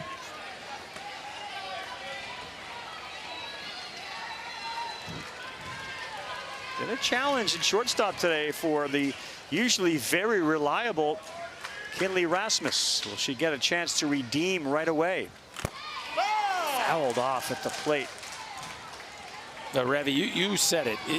The choice is go now or back up and play that thing long. Which was a good play to back up. That was a high hop, you're right. It would have been a high hop, no question about it. But again, I think one of the most under-talked about things in middle infield play is the ability to choose a hop. And if you pick the wrong one or get stuck in between, the game can speed up on you and make you look silly out there sometimes. It's all part of the process of learning how to play the position. That ball had some topspin on it on a 1-2. Brooks Cameron pretty good back there, isn't he? He is an absolute wall back there. Nothing yet has gotten by him. So as you said, you know, there's a difference between a free pass and a free base. He doesn't allow too many free bases. No. Anthony Romero is the on-deck hitter on a 2-2. And that's going to go foul.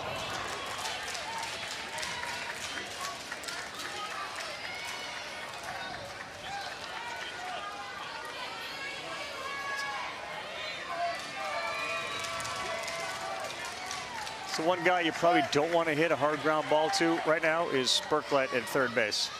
The way he's been playing. Oh, good pitch. Yes, it is. Strike 3 called. Berklight denied. And Taylor with a big strikeout for the second out here in the 5th. Game Changer, the official scorekeeping technology partner of the Little League World Series. Allows you to coach smarter. You can connect live, replay the action on Game Changer, the #1 youth sports app. Live the game like never before. First strikeout since the first inning. Wow. For Jerry Taylor. Now Romero. And JT out there is getting close to running out of pitches. We're going to run for the catcher here.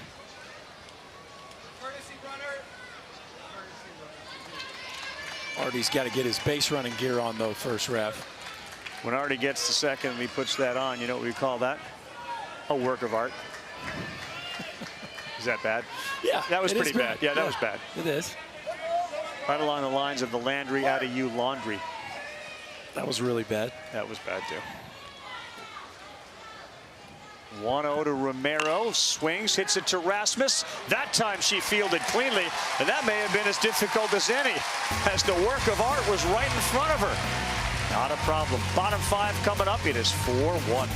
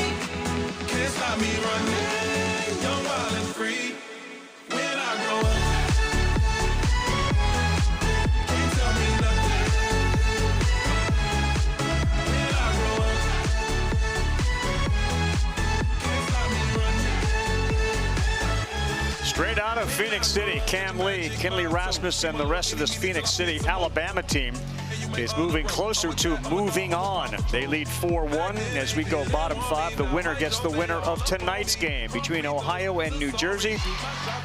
That next game will be Wednesday, 7 p.m. Eastern time on ESPN. Cooper champion Easton Allen, Kinley Rasmus here in the 5th against Paxton Hansen. A little knucks for the home plate umpire. And now you have to start thinking about a potential bunt here from champion, even though he had that big hit last night. He was thinking about swinging away, and the first one misses inside, 1-0.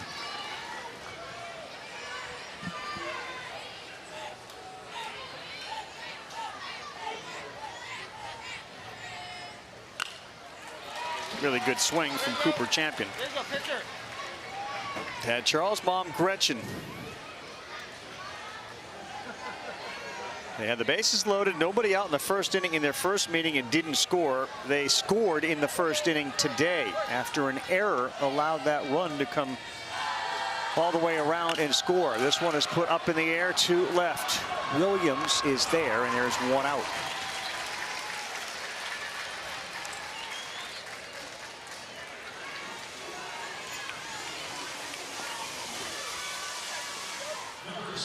Safe. Champions on the hill on the side. Okay. Gonna get down with that. A little tape on the back would help. We're starting to burst at the seams there. A lot of kids sporting the Metro swag. They seem to be a very popular pick. Yeah. Yep. A lot of Bayonne folks and a lot of Bows. That's right.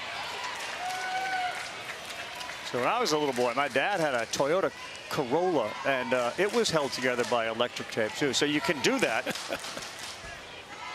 Until I think one day they were going to a wedding and the water was coming up through the bottom of the car, and that was the end of that. Not ideal. No, that didn't work out very well for him.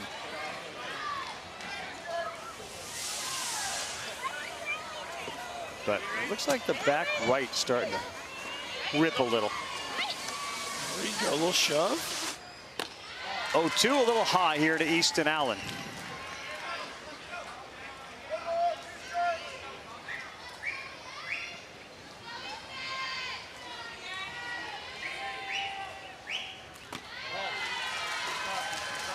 Got the Vandy Whistler going here.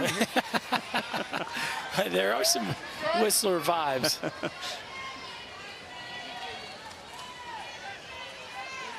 Battle back to 2-2.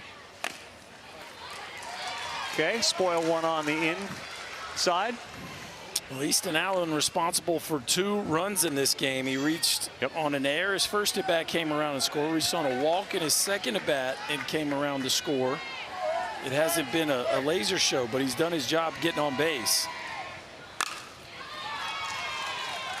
Just competitive at bats. All of them, you're right. Which is exactly what you want out of your leadoff hitter. See some pitches, get on base, which he's done twice, set it up for Rasmus and Berklight behind you. Too far outside, so it goes full 3-2. You can just tell he's got a really good feel for the strike zone, has an understanding of what it means to be able to hit with 2 strikes. And he is on for the 3rd time. Right, good job. I mean, he's a pain. That's what he is, like most leadoff hitters. They can be a pain. Here are the Rasmus records. She's tied for 4 with the most hits ever by a girl at the Little League World Series. 3 RBIs, 3 runs, 1 win, and 14 punch-outs. So she has certainly announced her presence. And with a win, they obviously will play again. And she's made a lot of fans around the United States. Looking to break the record for hits. Takes one down. Mark Kinley, this is your chance. Breaking ball in the dirt, 1-0 count. Might be time to go deep right here. 2 balls, no strikes. Well, along the lines of going deep, never has a girl hit a home run over the wall at the Little League World Series. That's not going to go over the wall, but it's going to be a record-setting hit for Rasmus. Allen digs for 3rd. He's there at the corners, and Kinley Rasmus, her 5th hit at the Little League World Series, sets a record for a girl. Well, she's rolling. I would venture to say she's probably got as many hits here as anybody. Kason Smith has 5 as well on this team. A fastball out over the plate. She hits it a little off the end of the bat, but we continue to see a really flat move through the zone by her. Dumps it into left center field. I thought she missed a chance to go to second there as that ball was bobbled, but Phenix City with a chance to add on. Berklight squares, pulls back. Kinley goes to second. They throw to the shortstop, and she's at second base. Reason the shortstop goes and catches that is they're worried about Allen coming home. Yeah, they're trying to deke him there, throw it to the middle infielder and see if you can get the runner to come home, and then you throw him out at home. Hey. Oh.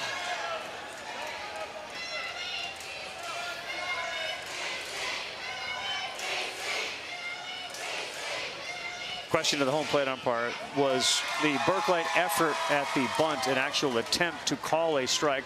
Our home plate ump said no. And Berklight drives one into right field. It's going to be caught out there. Heinzman comes up firing. That throw is in time, and he should be out. Rasmus will go to 3rd. What a catch by Yarbrough as he was collided with by Allen. How about the throw from Heinzman as well? We got some confusion here. I think the runner has to slide anyway, I believe, Ravi, but the catch was made. Looks like they're going to challenge the call on the field.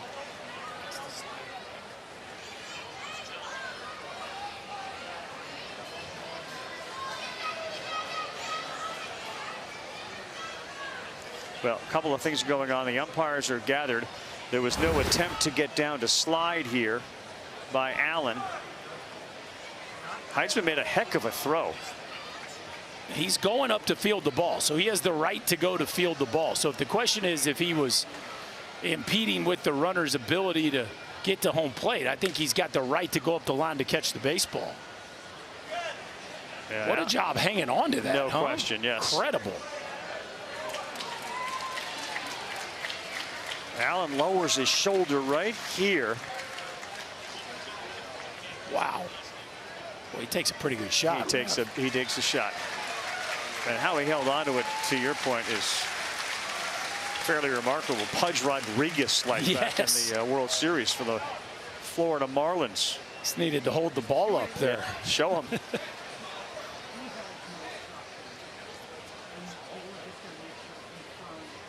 That was a good look there, Rav. How he's not just standing there. He moved up the line to go catch the baseball.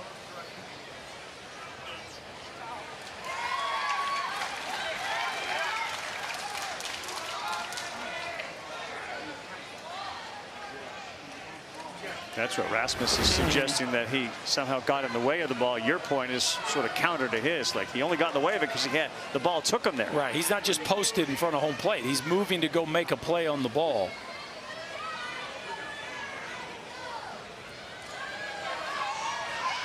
I have 3 outs. I have Cooper Champion with a pop out, and then that's a double play. That's 3 outs. Our pitcher is saying that's 3 outs. I think everybody's lost track of the outs.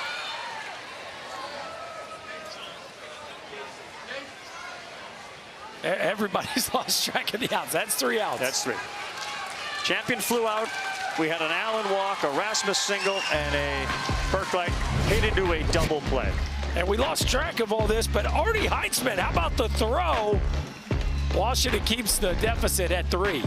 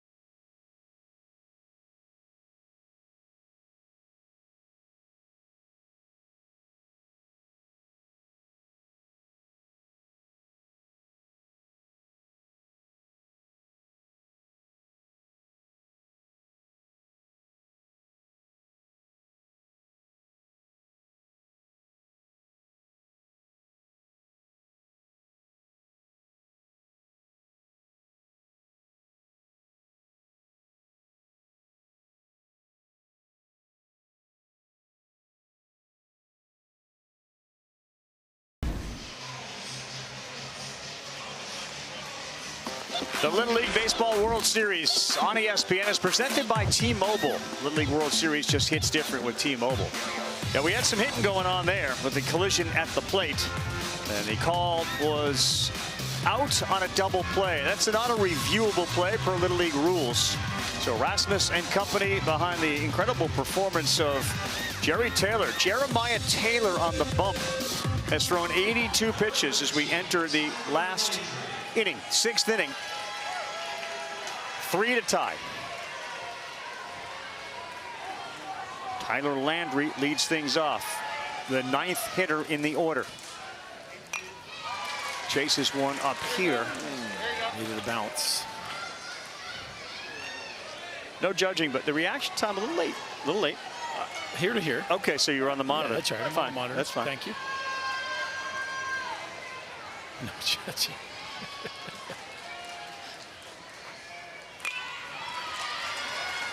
So that's a little peek behind the curtain. So you watch the monitor as opposed to watching. You watch for the monitor for the pitch. Future analysts around America want to know how you do it. I want to see the spin. I want to see where the catcher's set up.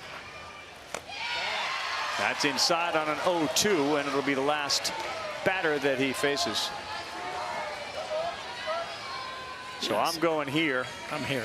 And you're there. That way I can tell you he was set up inside. A little front door breaking ball missed. Right. Now I can glance to that monitor and see that he's set up a little bit inside, then go back to the field to see the ball popped up. Oh no! The second baseman and first baseman both vacated. Rasmus and Smith. And at the very end, Riker gave way to Smith. Ooh. So pop-up communication. Second baseman gets to call off the first baseman, but if you call him off, you better go catch it. And Riker is doing what he's been told, which is if the second baseman calls it, get out of the way. But you see Casey Smith kind of beating himself up, because I guarantee you with his coaching staff, they work on that all the time. What an absolute dog. Way to throw the absolute crap out of that baseball. Outstanding job. My goodness. I'm glad I got a friend named Jerry. Way to work, Jerry. That a baby. Your ball. Let's work. Way to work. Yeah, we're good. Hey, make the next play. Hey, make the next play. It happens. Hey, I need you to look at me with confidence, not the whatever. Make the next play. Say it for me. Pitching change is now occurring. We're going to take a timeout. C.J. Harrison when we come back.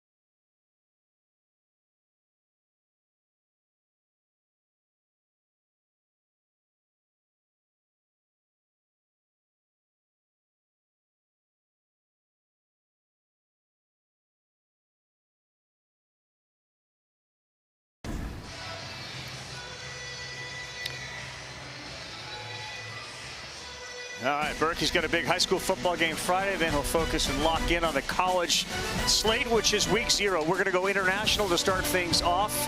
Coach Belichick's taking North Carolina to Dublin to take on TCU. That's Dublin, Ireland, noon Eastern time. Then NC State, Virginia, Alabama, A&M against Howard in Atlanta. It's all roaring back right now. 7:30 Eastern time on ABC. All 3 games also available on the ESPN app. Okay, so obviously there's a little anxiety when a play like that happens. Does it come back to really haunt you? Say this about C.J. Harrison. His warm-up pitches were very good. Granlund's the first guy he faces, and that ball is hit high in the air to right. Quintero is there, makes a nice play. 1 pitch, 1 out for Harrison.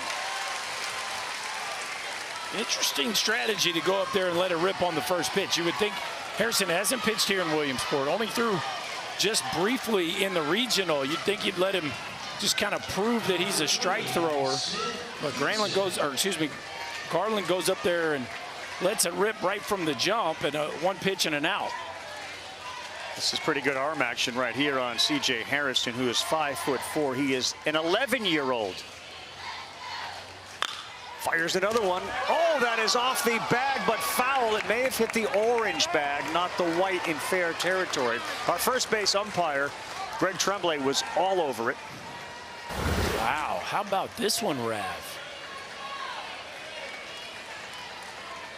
Yeah. Great call. Great call. And what if it hits them both? What if it's right in the middle? I think if it catches a fair piece ball, of the white, right? yeah, if it catches a piece of the white, it's fair. That didn't miss by much, but they are being very aggressive here. Again, CJ on an 0-1. And a breaking ball, 0-2. Well, that has been the bottom part of this Washington lineup's MO last couple days. They're barely seeing 3 pitches per plate appearance. A lot of these guys have gone up there just ready to pull the trigger. We're seeing that here in this frame. 0-2 to Smith-Hudson. Bad one there. No chance for Brooks Cameron. So to second base, and now this ball is thrown all the way down to Kinley, who's telling everybody, deep breath. That's right. Everybody, calm down. She's going to be a leader for a long time.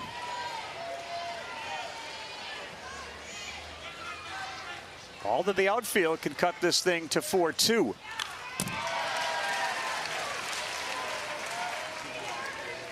I always admire these kids that come into a situation like this. Haven't pitched in this ballpark. It's the Little League World Series. We're trying to end a game. And to his credit, he's thrown a whole bunch of strikes to start. Coach Cameron again. Yeah, I think one of the things I've learned by coaching a lot of youth sports is typically the kids don't overthink things the way we do as adults. Right.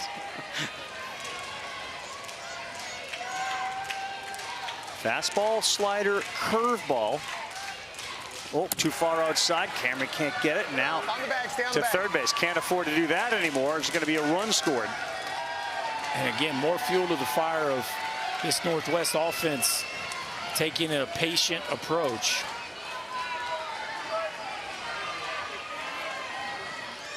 This feels like a big pitch. You know, this keeps the tying run from the plate. Also may prevent the top of the order from coming up. And he threw a strike. Put out of play.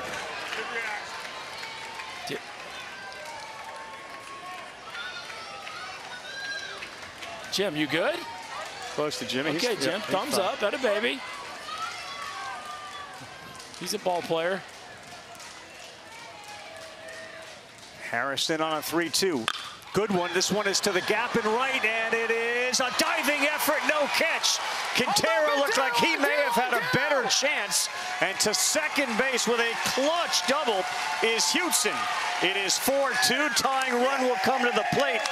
I thought Quintero had a better chance at it than Lee did. Revy, he's right there. This goes down to pop-up communication again. And why does he give way? Does he just feel Cam Lee? I don't hear Cam Lee, or at least see his mouth moving to call the ball. But Quintero is it over his head? I don't think so. Just reach up and make the play. It feels like 2 balls now that they haven't been able to secure just because they're a little unsure of whose ball it actually is. Ball 1. This is Quinn Herschel. He is the last batter in the order. They throw it down. It gets off of Kinley Rasmus. That has been a play they have run all week long. Lead off second, and Cameron throws down to the shortstop, but that one nearly got away.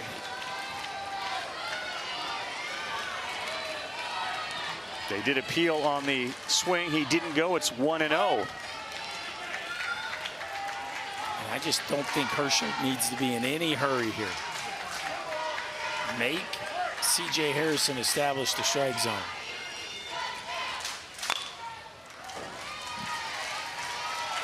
We see this a lot in Omaha during the day games. Like the shadows are now creeping out, and that generally is an advantage to the pitcher. When you lose track of the spin once the ball gets in the shadow, it's a great look at it.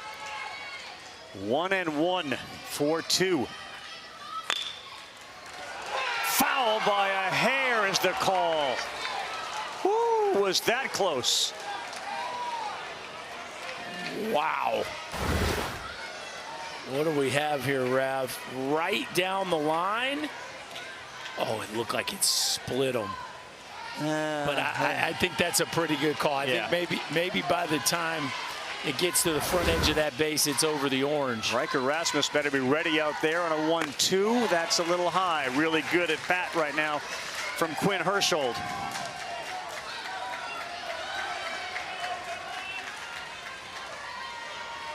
Tacoma trying to tack on, get this thing even closer.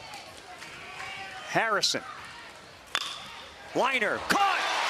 Flip, not in time, but what a play by Smith. That was a rocket off the bat of Quinn Herschel. 2 down. Boy, the defense has given, and now it takes away. This ball looked like it was headed for the gap, and a crossover step, and nice job finishing the catch there by Kason Smith. And how about the base running?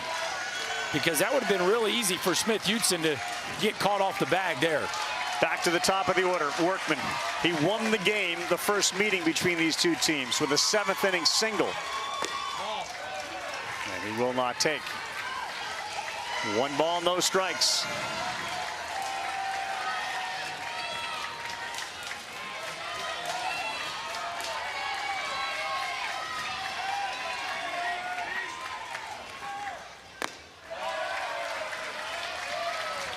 Two and 0. Why are the last 3 outs so hard to get, Rev? At every level.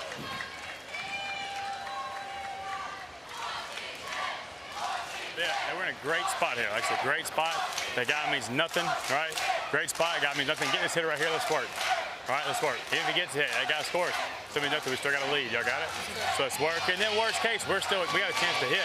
And guess what we're going to do? We're going to hit. Does that make sense? So let's work right here. Go right at him. Hey, give me your best bullet. Hey, mano a mano. Work here. Let's go. Make a play behind him. Let's go. Just got to work. You got to work. I think the other thing that might be in the back of the minds of the coaching staff, so 16 pitches. The winner will play again tomorrow. Do you get him out if he gets to 20 so he's available? That's for after the game. Here's a 2-0 and a good bullet in there. 2-1 went off speed to Workman. Well, he's thrown strikes. That part you're encouraged by. Yeah. My guess is this will be his ball game.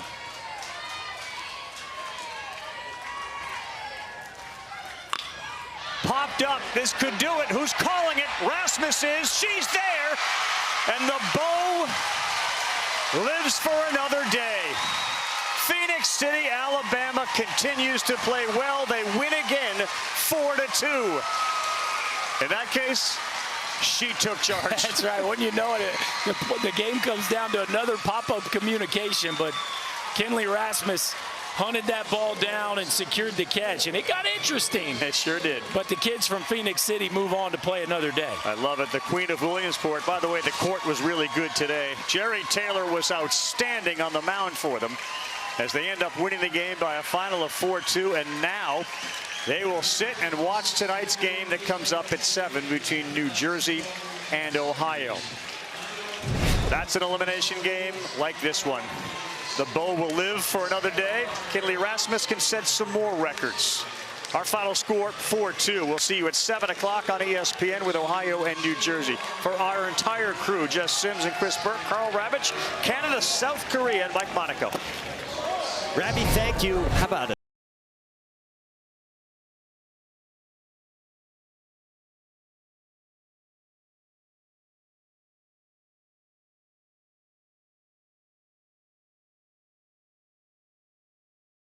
Another stunner already in the top of the first inning.